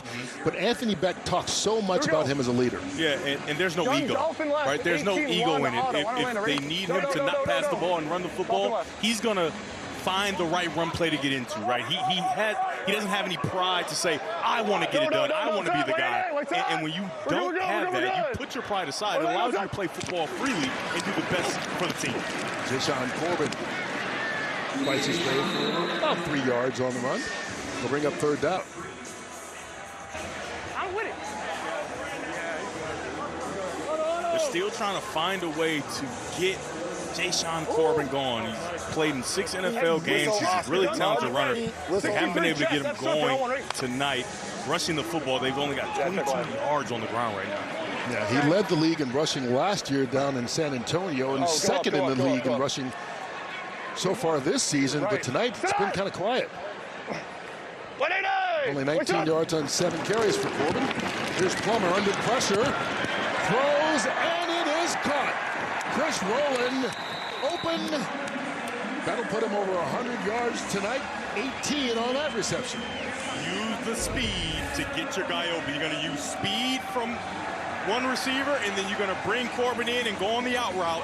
A nice job of Plummer climbing into the pocket. I like to call it getting into the fight. If you're a quarterback, you hit the back of your drop, you start to get in the fight, and when you get in the fight, you have a lot open downfield. He finds Rowland, and defensive coordinator Blake Williams is tired of dealing with this receiving corps. 6 catches, 107 yards, as Rowland has his second 100-yard game this season. Stopped in the backfield. Corbin. Sam Kidd there on the tackle. this offensive line of Orlando. They're doing a nice job pass protecting, but they just cannot find any movement of this DC defender defensive line. Yeah. You don't see them recreating a new line of scrimmage, which makes it very difficult for any runner running the football to have success. And I honestly think the answer to that is Plummer keeping this ball a few times, right? Get him in the read option, he keeps the ball, and it starts to loosen up those defensive linemen and linebackers. Then it'll open up more opportunities for the running backs. Yeah, they only have 20 yards rushing on 10 carries. Here comes the blitz. It is picked up. Plummer, open, Badger. Another first down. 16 on that reception, and there's a flag on the play.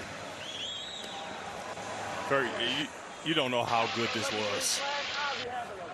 Personal foul, roughing the passer, defense number 95. 15-yard penalty with an automatic first down. So they'll total 31 after the personal foul. All right, so it's really good because obviously you're under pressure, you're buying time, you get absolutely whacked after you throw, right?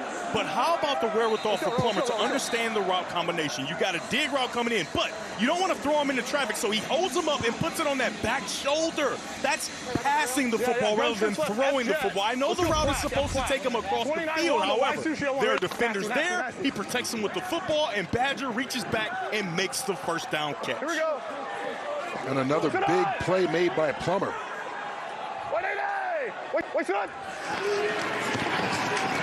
Draw play taken by Corbin.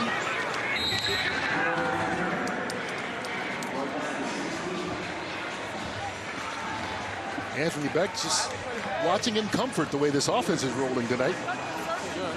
Yeah, he compelled his team. He told us we have to find a way to start faster. And they did that tonight. They did a nice job, obviously, on that first drive, but they've continued throughout this game to put drives together. They don't have a bunch of bad penalties, and Plummer's playing as he always does. Here's Corbin again, dancing his way down inside the 15-yard line. Here's the third down call. Let's go 12 Crow, 12 Crow, 12 Crow, 12 Crow. 12 Crow, 12 Crow. Gunsling right, Z-Jet, same, 18 Navy. Gunsling right, Z-Jet, same, 18 Navy. Here we go, let's go, baby. Hey, gunsling right, Z-Jet, same 18 Navy. That one, right? Yeah, you're coming around. Coming around to the left. Here we go. I heard Plummer directing traffic to Corbin. Rolling in motion. The pitch to Corbin. Kind of bobbled that one. And it didn't allow him to get it going. He had to keep his eye on the ball, and Brandon Smith sniffed it out. Tackled him in the backfield to blow the play up. Yeah, the guy that has to stop it is right here on the end line of scrimmage. You have quarterback and back. He does a really nice job of feathering it. That's Brian Abraham, number 45. He feathers it, forces the pitch, and now you got two guys outside. If Smith doesn't make that tackle, it'll be Abraham, and that's a really nice stop for DC. The first combo didn't get up to the basket. So Michael Lance will come on to attempt the 35-yarder.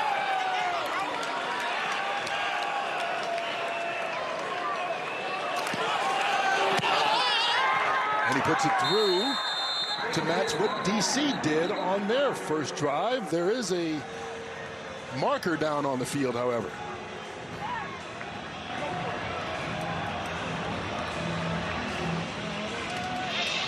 It'll still be fourth down.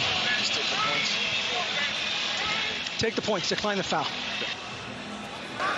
Offside, defense number 2. Penalty is declined. The field goal is good.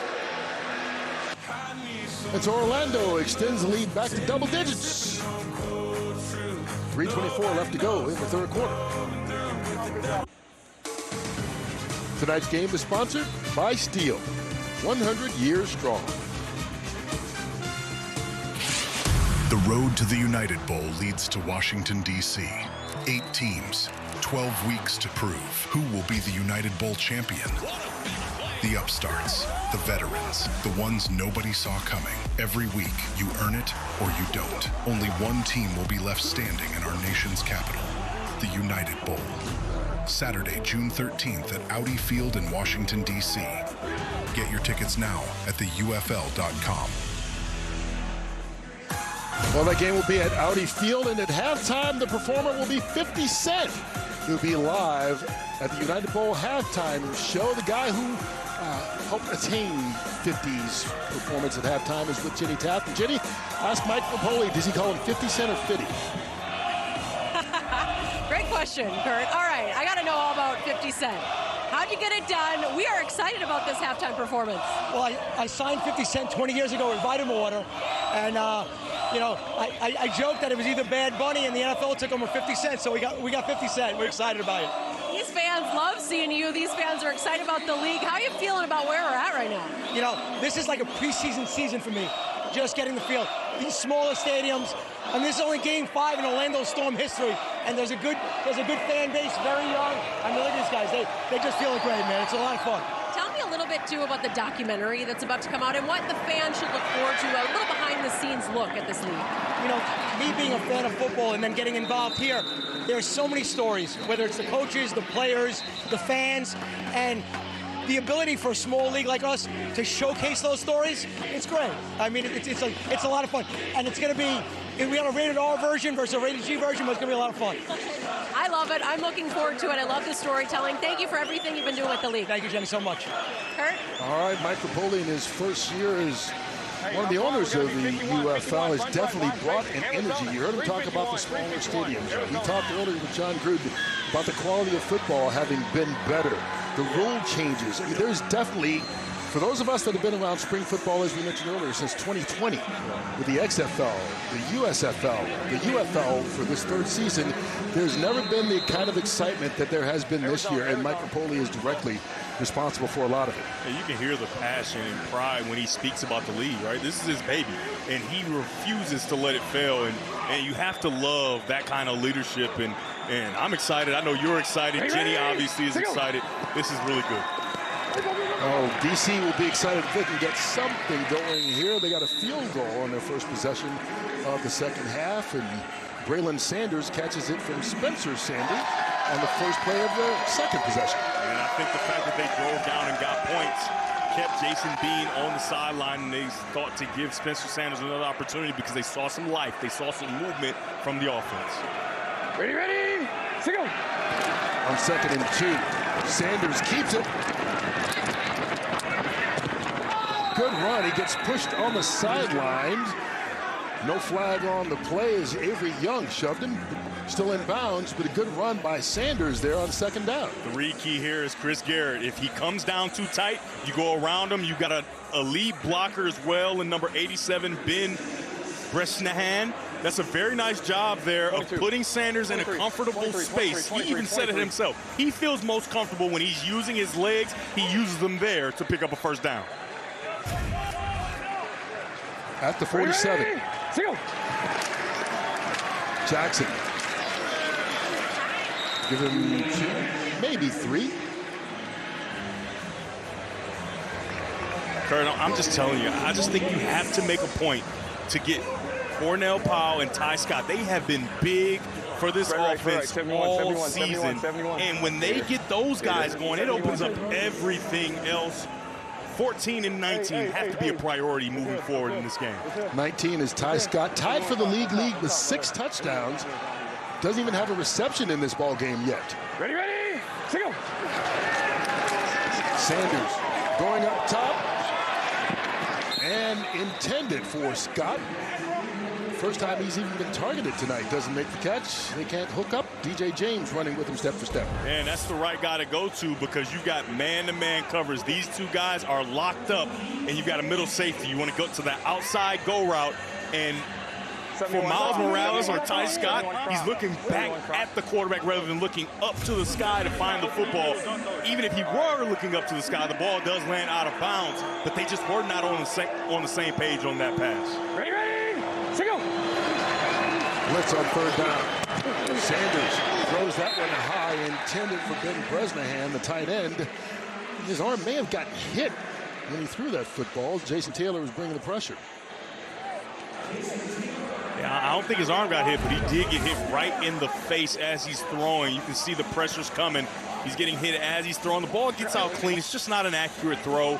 And we've seen him struggle. He had that one deep downfield throw, but he hasn't been able to put the ball accurately to his wide receivers on a consistent basis. 6 of 14 in this game for 99 yards, and his team down by 2 scores. Did they pick up that? I wonder if he finishes this game. Fake punt. Paxton Brooks on 4th and 8, going to be stopped well short. Brooks looks like he wasn't quite sure that he was running the football. And now there's a flag for pushing and shoving. Brooks involved in it after the play was over. He's very hesitant there, right? He didn't know. Maybe he's supposed to have a receiver in the pattern, and maybe he was trying to throw it and didn't see anybody. But he was very cautious as he tried to approach the line of scrimmage, and that play never had a chance. Okay, so after the play, personal foul and necessary roughness, Orlando, number 48. That's going to be 1st and 10, Orlando, correct? After the play, personal foul and necessary roughness, Orlando, number 48. 15-yard penalty, turnover on downs, 1st down, Orlando. That's on Chris Garrett, and it happened after the change of possession, which is why Orlando will retain the football and just be backed up a little bit more. Here's Chris Garrett right here, number 48. Keep eyes on him. Plays clearly over. He's hyped up with his teammates. He felt somebody grab his foot, and then he started to react. And I don't know. I don't feel like there's a flag there, honestly. I mean, it might be contacting the official, maybe. He was kind of trying to get her hands off of him, and maybe that's what it was. But I don't think that's enough, just his confrontation with the punter, number 47, Paxton Brooks, to draw a penalty. I got to help. I wish I changed it. So we're nearing the end of the 3rd quarter. Orlando in control, up 24-13. 180! Wait, sit on. And that's a quick pass along the sideline taken by Elijah Badger. Badger's 5th catch of the night. Let's go, let's go. He's approaching 100 yards as well. And these are layups. You just can't give this much space between the wide receiver and the defensive back. It's playing catch. Those are practice reps for these two, Plummer and Badger. They work well together. You got to find a way to take away those easy throws. The way Plummer is playing tonight, DC just trying anything they can to get back in this ball game. We've got another quarter to see if they can do it.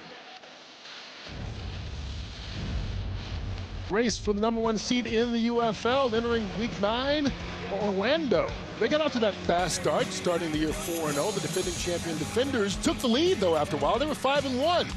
But it's been rough sailing since then. They've lost 2 in a row coming into tonight to get to 5-3, and yes, lost their starting quarterback as well. So right now, DC needing a win to make the playoffs. They face Orlando again in week 10 if they shouldn't win tonight, or should they not win tonight, while Orlando is trying to wrap up the number 1 seed. Elijah Dotson with the carry on 1st down, and Anthony Becht, his team knocking on the door of a 3rd straight win to go to 7-2 on this season, and have a chance of locking up that number 1 seed. Yeah, we talked to John Gruden earlier. He made a really important point. Anthony Becht deserves a ton of credit. He picked this roster, handpicked each and every guy to build a franchise from essentially nothing, and he's done an outstanding job of, they had that bump in the middle of the season, 2 straight losses, and they've gotten right back on track with 2 wins in a row. Here comes the blitz. Plummer escapes and gets positive yards on the run before Derek Parrish made the tackle. They bring up 4th down still as Plummer kind of limps a little bit over the sideline. Yeah, you never want to see somebody on your legs while you're going down. Kind of in that vulnerable position. It's good that he's able to get up and jog off.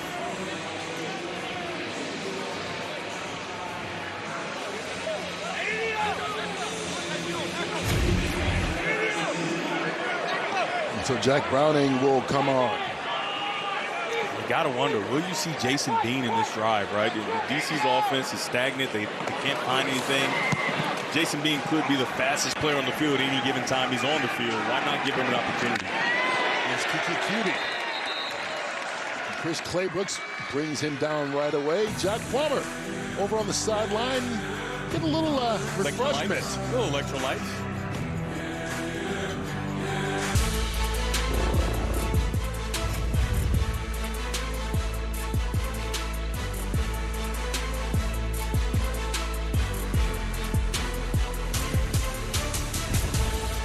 24-13, Orlando with the lead. Spencer Sanders still in the quarterback for DC, who desperately just need to turn things around. They started the season 5-1. They've dropped back-to-back games. They lost their starting quarterback, who was an MVP candidate, in Jordan Ta'amu. And Spencer Sanders, not a whole lot tonight, 6 for 14 for 99 yards. Make it 7 for 15. Good read by Sanders and hooking up with Cornell Powell for the first down. And you can see them trying to get a little tempo going here after the 20-yard completion. Yeah, maybe that's the throw and catch that sparks something, because like I've talked about ad nauseum, Cornell Powell is a guy they depend on. They've got to find a way to get him involved in this football game. Ready, single. Once again, a nice quick pass made and caught by Javon Antonio. Just his third catch of the year. 22 hammer, 22 hammer, 22 hammer, 22 hammer, 22, 22. 13 in the first there. And they cross midfield. Ready, single. Spencer Sanders keeps it, lowers his shoulder, and picks up 11. 3 consecutive plays for double digits all of a sudden. Yeah, big number 95, Amani Bledsoe. He's a defensive tackle, but he was on the end line of the line of scrimmage. And so now he's the guy that has to decide in the mesh, does he take the quarterback or the running back? He takes the running back, and it allows Spencer Sanders to get on the edge. To the 38. Galladay, short 1-yard pickup on the play. Isaiah Mack, the first guy there.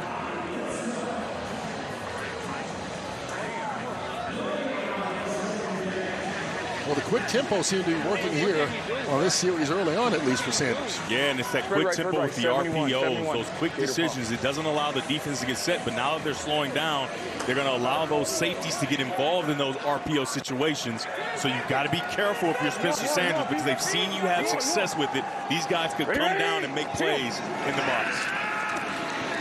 Sanders has time.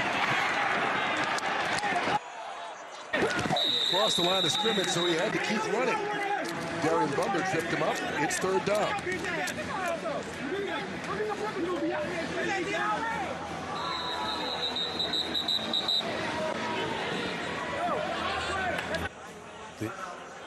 For an injury to a defensive player.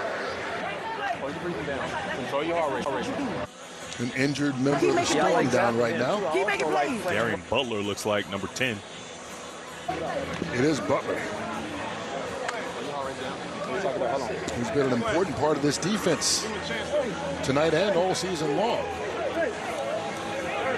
Former Raider. Well, these two teams will face off again next week. And this is an important game not only for DC, but for the other teams still alive in the playoff hunt. You know, right now, we talked about Louisville starting 0-3. They've gotten back to 500. Birmingham has won 3 straight. And so both those teams looking to get that last playoff spot. Yeah, Louisville is one of the best stories in the UFL this season. Like you talked about, started very slowly, but changed quarterback, and their quarterback, Chandler Rogers, has been exemplary, playing very clean football since he's gotten his opportunity. And they lead the league in turnovers. Their defense has kind of figured it out a little bit. They're one of those teams, it's a cliche, but like, oh, you don't want to face them come playoff time. Yep. Despite their record, they could be dangerous as anyone. The old cliche, it's not how you start, it's how you finish. That's even better. Well, we're football announcers. We have to have a pocket full of them, right? It's a big third down for DC. Down 2 scores. Ready, single. Sanders gonna run. Gets the first down. Flag on the play as he is brought down inside the 10. Let's see if this stands. They're going to try to get holding or illegal contact on the outside on Sanders. Half the distance from the end of the play, right? 27. Holding. Yep. Defense number 27. That penalty will even force half the distance to the goal from the end of the run with an automatic first. Chris Claybrooks called for it after the 25-yard run. Yeah, this is a nice job of Sanders assessing what's going on downfield, starting to find his way, and then using his gift, getting on the edge and making a play. Here's the holding call over 56 there. is reporting eligible. 56 is eligible. And number 27, Chris Claybrooks, he started to grab and tried to put his hands up, but I don't think he knows when you put your hands up, you're probably going to get the flag now, because now you're showing us that you must have done something wrong. Brought attention to yourself. So it's 1st and goal inside the 5. Valladay fighting. Getting a little help from his friends. But you can't do that this year. Not in the UFL. As soon as he gets help, that play is dead. That's a nice job of the officials knowing the rules and making sure they implement them. As soon as he starts to get help from another white jersey, this play is dead. It has to be on his own accord. And you can see he's driving. But as soon as you start to see a little bit of push from Branch number 56 and Poole, that play is dead. Ready! Sing out! From the 1, Valladay hit the backfield. Didn't even make it back to the line of scrimmage. Keyshawn Banks coming up big. Known as more of a pass rusher. He does such an outstanding job in the pass game. Watch him get tight to the hip of this left tackle and beat this play before it can get started. The puller's going around, can't even get to him, and he creates a huge stop for the Orlando defense. This defense has been a bend, but don't break defense all season long. How will they do here on 3rd and goal? If they don't get it here, I would think about going for it because you don't know how many opportunities you're going to get down in your tight. Sanders. Hit in the backfield and brought down. Isaiah Buggs. With the loss of almost 10, I think you got to kick it now, Bert. If you didn't lose yards there and maybe just an incomplete pass, I would have supported going for it. But the pressure starts on the outside here. He flushes Sanders out of the pocket. We saw him in the run game, and that's a hold as well that they got away with. But that's such a nice job of getting to the quarterback on one side, and then in the inside, our favorite interior lineman, the big fella, Isaiah Buggs. What a night for Buggs. What a stand by this defense on the last 2 plays. DC was down 1 yard away from the end zone, and now they're attempting a 28-yard field goal. But Matt McCray pitched through. This cuts it down to a 1-score game. But it's a field goal that DC has to settle for thanks to the great defensive plays made by this Orlando squad.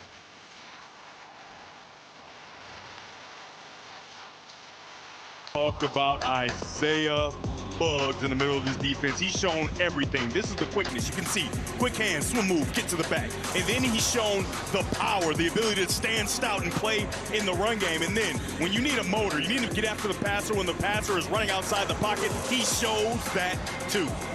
He and his buddies on that defensive line have created havoc.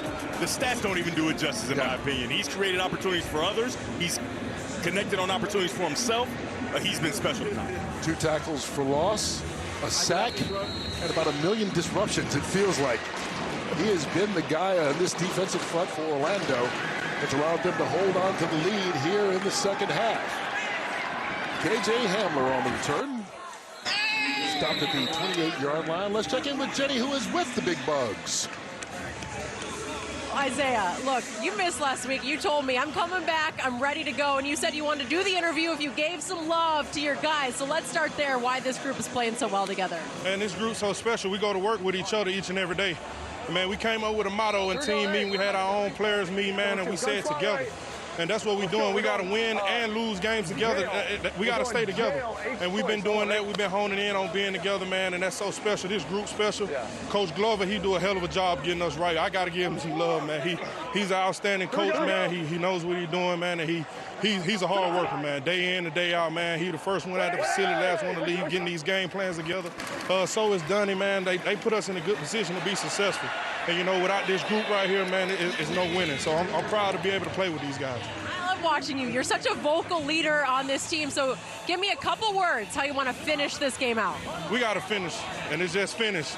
We got to finish. That's the only saying. We got to finish, man. It's not over yet, but we got to keep going to the end of the whistle, man. And, you know, we got to do it together. That's the only way we're going to win this game. You know, it's a battle. It's a hard-fought game between the trenches. We got to be the ones that come out on top swinging. Appreciate you. Appreciate you. Thank you. I tell you what, that Beard game is pretty strong, too. Very strong. And he gave us some words. Finish, and, I don't know, finish. There's an injured Orlando Storm player, Michael Gonzalez. It looks like it might be suffering cramps, but there you see Leroy Glover, the defensive line coach. Still working. He's working, and he's turned into quite a coach. Of course, multiple Pro Bowler in the National Football League, mostly with the New Orleans Saints, but he's also a guy who started out playing spring football. He played in NFL Europe for the Barcelona Dragons, and that gave him an opportunity, and he wound up going to the NFL, playing with the Saints and Cowboys for double-digit years. Imagine being on the defensive line and being coached by Leroy Glover. I mean, it just gives you inspiration. Like, hey, look at the eyes of everybody when he's coaching, right? They are locked in on what he's doing. It's almost like if I get the chance to work with Kurt Menefee. Oh, yeah. Almost. Not quite. He's also a guy you know has been in your shoes before and made a career out of it. Absolutely. Jashaun Corbin moves the chains, and it's a first down for Orlando, and they will begin milking the clock. It's been a fun night for the defense, really a fun night for this Orlando team. Despite the fact they haven't gotten a whole lot going in the second half offensively, they haven't had the ball a whole lot in the second half. Well, they've been able to control the game, holding on to the lead. And as big and as scary as Isaiah Buggs is to offensive linemen, he's such a calming presence, right? Speaking with the Jenny and speaking to his teammates and speaking about his teammates. You just gotta love him. Flag down on the play as Corbin breaks a few tackles. Brought down at the 42. Well, let's go back to the flag and see what it's for. I think you're going to get Roberson offside. He's a little antsy. Might Offside. line up in the neutral Defense number 50. The penalty is declined. Result of the play, it's a first down. That's exactly what you got, so the 19-yard gain will stand. Yeah, he shot off the ball like a cannon, and he's just a bit too fast. Looked like he timed it up, but didn't matter because the run was really nice. They've been trying to get Corbin going, and that's why this offense has become a bit stagnant. I think it's intentional by offensive coordinator Colin Thompson and head coach Anthony Beck to, okay, maybe we'll have to punt, but we have to find a way to get this running game going, and they are finding it here on this drive. And that was their longest run of the night.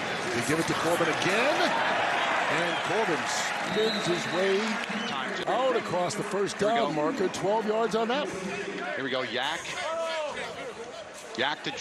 to trips left, 29, Wanda, gun. Here we go. Yak to trips left. We're going 29 Wanda. On one, right? Be alert for 6. Yeah, be alert.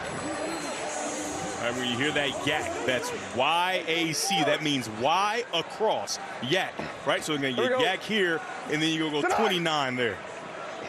180! What's up? Corbin in the backfield. Great job of blowing that one up right away by Joe Wallace. And he got right underneath the guard and got in there quickly. Bear, Cub right, 52 Bandit. Bear, Cub right, 52 Bandit. Bear, Cub right, 52 Bandit. Trips right, 22 Willie Reed, X-Crack. Come on, right? This is an important possession boys, for this DC defense. They try to hold it to a one-score game. So when you hear Bear, that means you're going to cover up every single person on the offensive line with the defensive lineman, and you usually play man-to-man behind that. Here's Corbin. Only a couple yards, will be 3rd and long. 11, 16 to Z. 11, 16 to Z. Let's go. Get him out.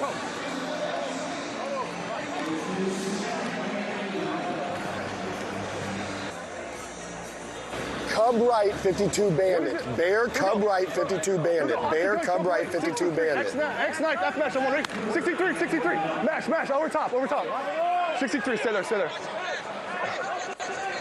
on! 180! Wait, sit on! Here's Plummer. Gets away. Rowland makes the catch, but going to be stopped far short of first down. And so that should bring on a field goal attempt to try and make it a 2-score game. 4th and 7. Let's see. Bro, give me the mic. Rowland, I'm sick of that.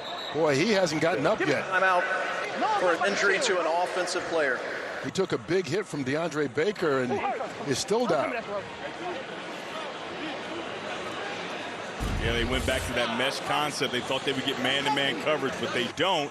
right? But Plummer does a nice job of finding his way and getting this ball to the open Rowland. But that's a nice hit there by DeAndre Baker, the former Georgia Bulldog. First-round pick of the New York Giants. And there you see Rowland limping back over the sideline. We talked about the numbers tonight. 117 yards and that big 62-yard touchdown to get things going. Over 1,000 yards this season, all-purpose, to lead the UFL. So this will be a 47-yard attempt from Michael Lance.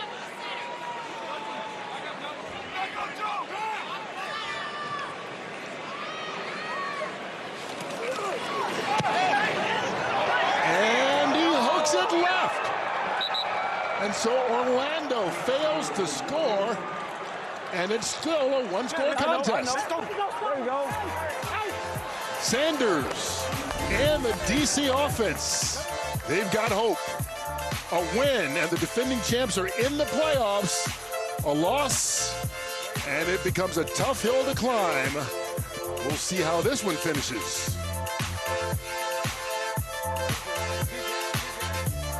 Well, that was a big missed field goal because Orlando, still fighting for that #1 seed, keeps DC alive in the hunt to make the playoffs. A win by the defending champion Defenders, and they are in the playoffs. St. Louis, Birmingham still holding on to the other two spots. They'll play this weekend. Louisville looking and hoping that something happens to allow them to get into that fourth and final position with just 2 games left to play for everyone.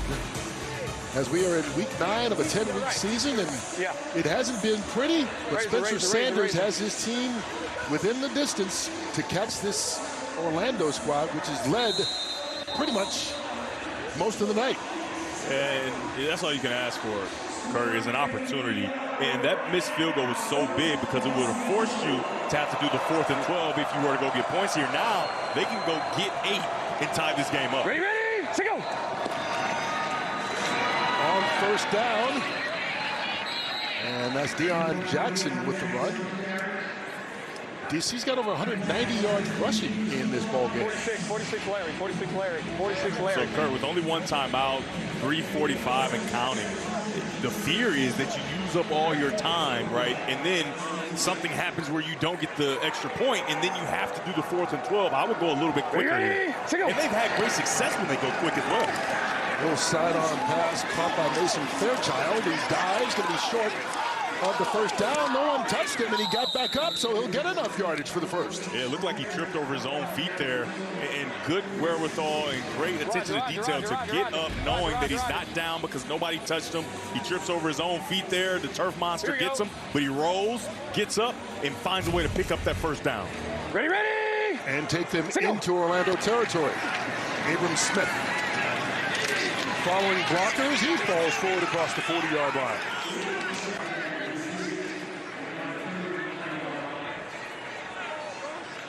These last 2 possessions have been the best we've seen from DC since early on in this ballgame. Yeah, it's going to come down to the end here. And Spencer Sanders a week ago had an opportunity to try to put points on the board to win the game or tie the game last week.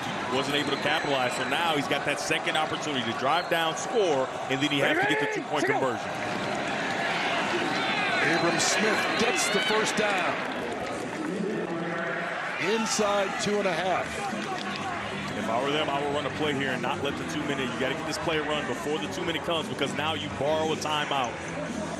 46.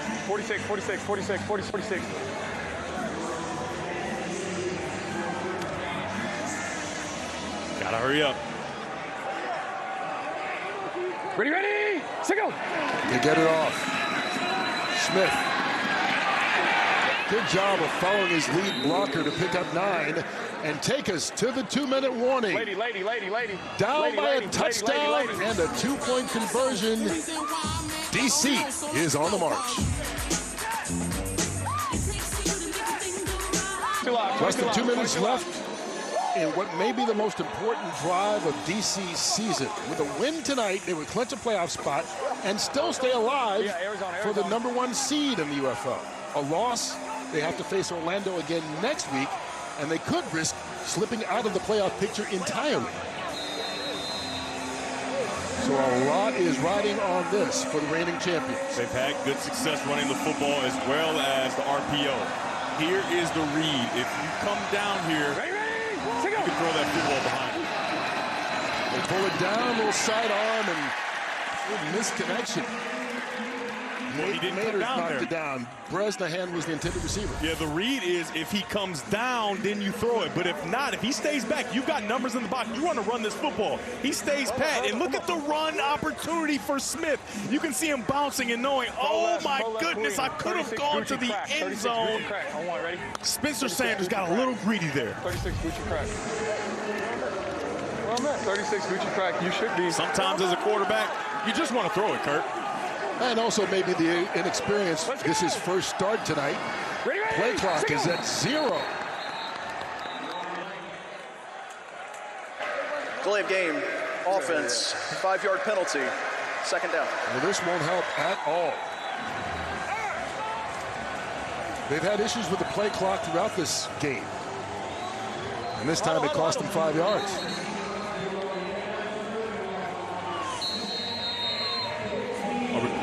Ace left, 71, 71, scrape left. Let's quickly take a look at what could have happened. Watch the runner.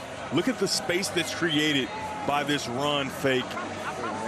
This is maybe not a touchdown, maybe he gets tackled, but he's going to get at least to the 10-yard line. A huge play that the Orlando defense is able to avoid. Here's Sanders. He's got an open receiver along the sideline. That's Powell. It'll be third down. Obviously down by a touchdown. They're going to go for it.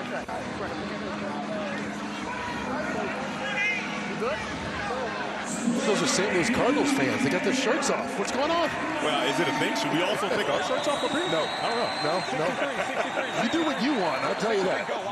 You're alone in that one if you do. Yeah. All right, here we go. Third and 9. Let's go. Got Powell in the slot. Sanders. Sprinting. Throws against his body and wisely throws that one away. 4th and 9. Oh, field goal. Well, this is an interesting call. They're going for the field goal attempt. Yeah, I don't like it. I think 4th and 9 is manageable, but take a look at the running back right here, Valladay. He is wide open. He's likely going to walk in the end zone if he were to get that football. That's a big miss there for DC, and now they have to settle for a field goal.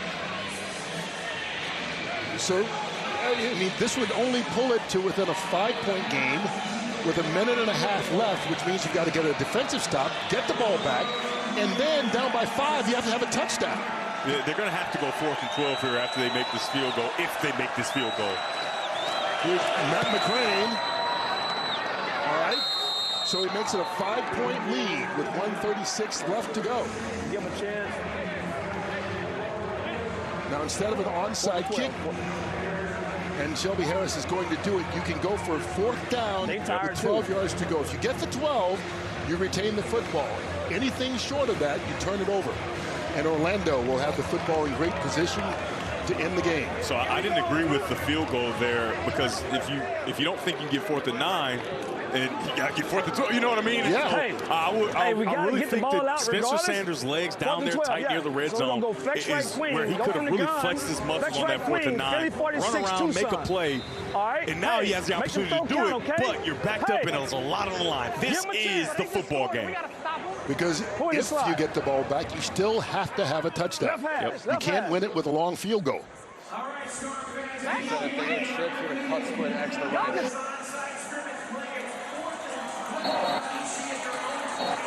right, so 4th and 12. The ball will be snapped at the 28-yard line. DC needs to get it to the 40 to hold on to the football and have a chance.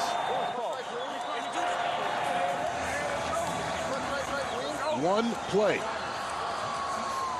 If I'm Orlando on defense, the legs of Spencer Sanders. He hasn't shown a propensity to play on time from the quarterback position to this point in the game. So you have to be aware that the ball will not come out on the first iteration of the play. It'll be that second play when he starts to scramble and create. Yeah, really soft coverage down at the bottom of your screen here. Sanders pressured, gets away, throws on the run and overthrows. Powell incomplete. Exactly what I expected to happen.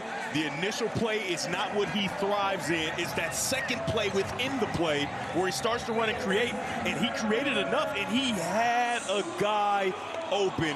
He was just unable to hit him. You can see him here. Let's follow along where he gets immediate pressure. He doesn't get it out right now, and he starts to get outside. That's a good job by Sanders. And now you've got an open guy. You got to hit it, period. You have to make this throw, especially in this situation where the game is on the line. That's a tough way to lose it. Well, it's not officially lost yet. There's still a minute and a half to go, and DC does have one timeout. Easy, easy, easy, easy, easy. Hold on, hold on. Orlando already in field goal position. So they will do everything they can to milk the clock. Go Trey, go Trey, go Trey. Yeah, we're good, we're good. Hey, come down. You want to go chill Springer boss? Yeah. Chill Springer boss. Chill Springer boss. Here we go. Orlando, son. DC trying to make something happen with a turnover. They bottle up the line of scrimmage. Dotson going to be dropped for a loss of about half a yard. And that's got to be the conversation, Kurt. You got to make sure, protect the football at all costs. Do not fight for extra yardage in traffic with one arm on the ball. You got to protect it. I got you. Yes, sir. You see DC used that last time out. What?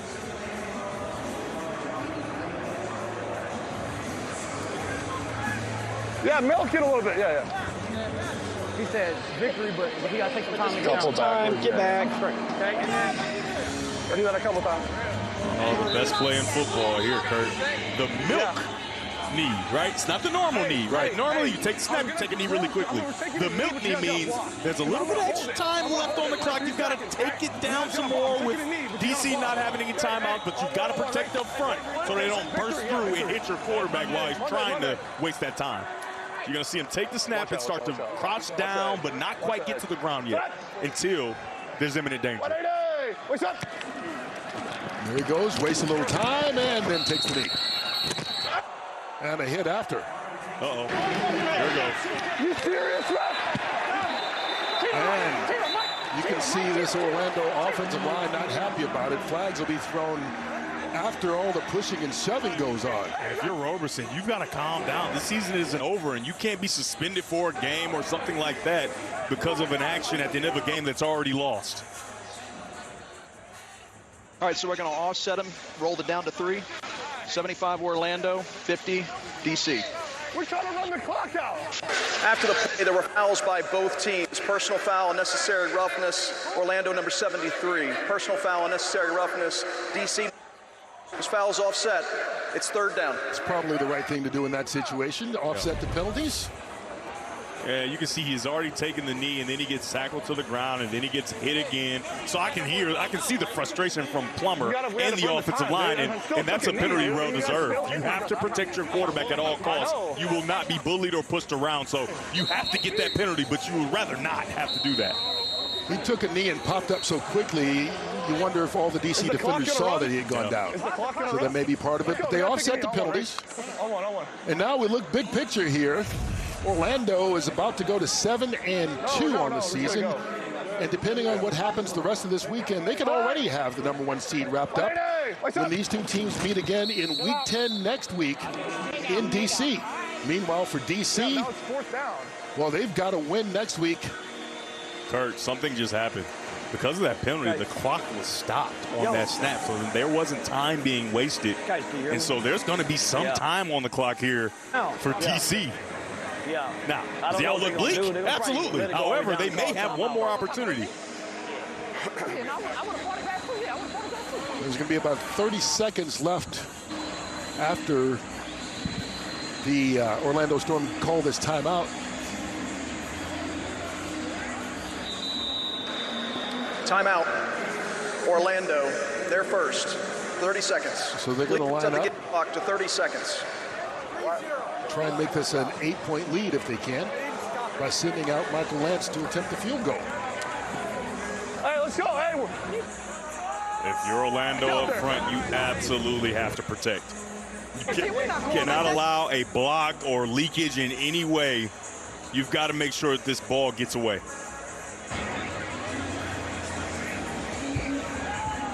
So DC will get the ball back, needing a touchdown, whether it's a 5-point lead or an 8-point lead. This from 51 yards away by Lance. The attempt.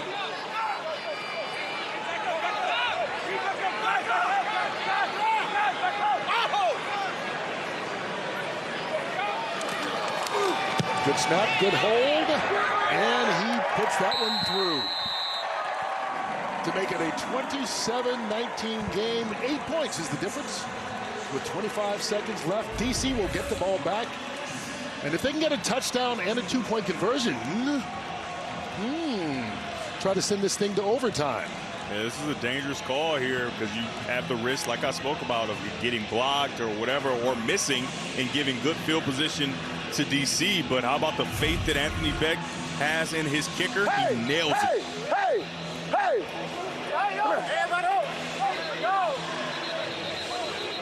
Hey, real quick. Hey, after this game, guys, they want us to go high five, walk around the stadium one time, okay? Walk around the stadium, high five. Well, this is their final home game of the regular season.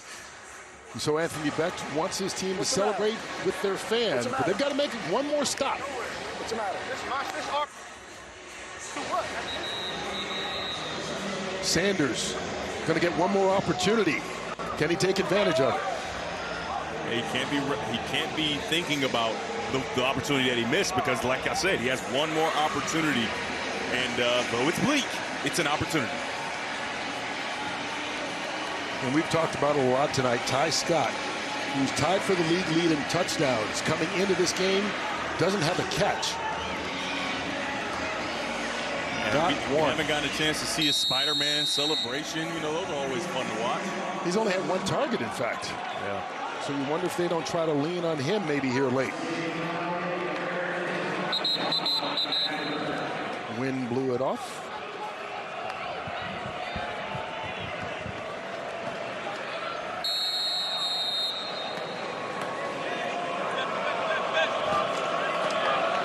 Valladay hoping to get a big return to give DC good field position since they're out of timeout. Okay, let's see how it goes, as this is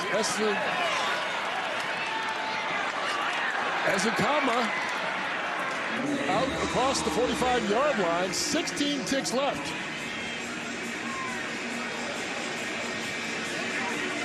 Hey, 51.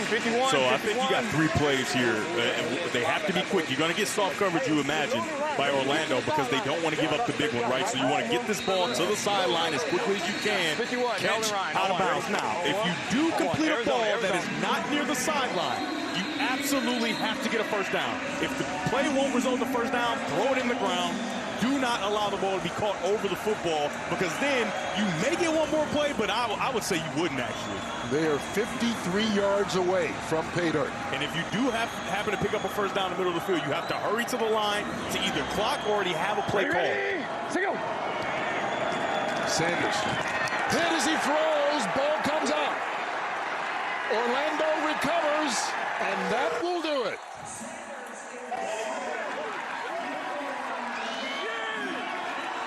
Fabian Levitt starts the celebration.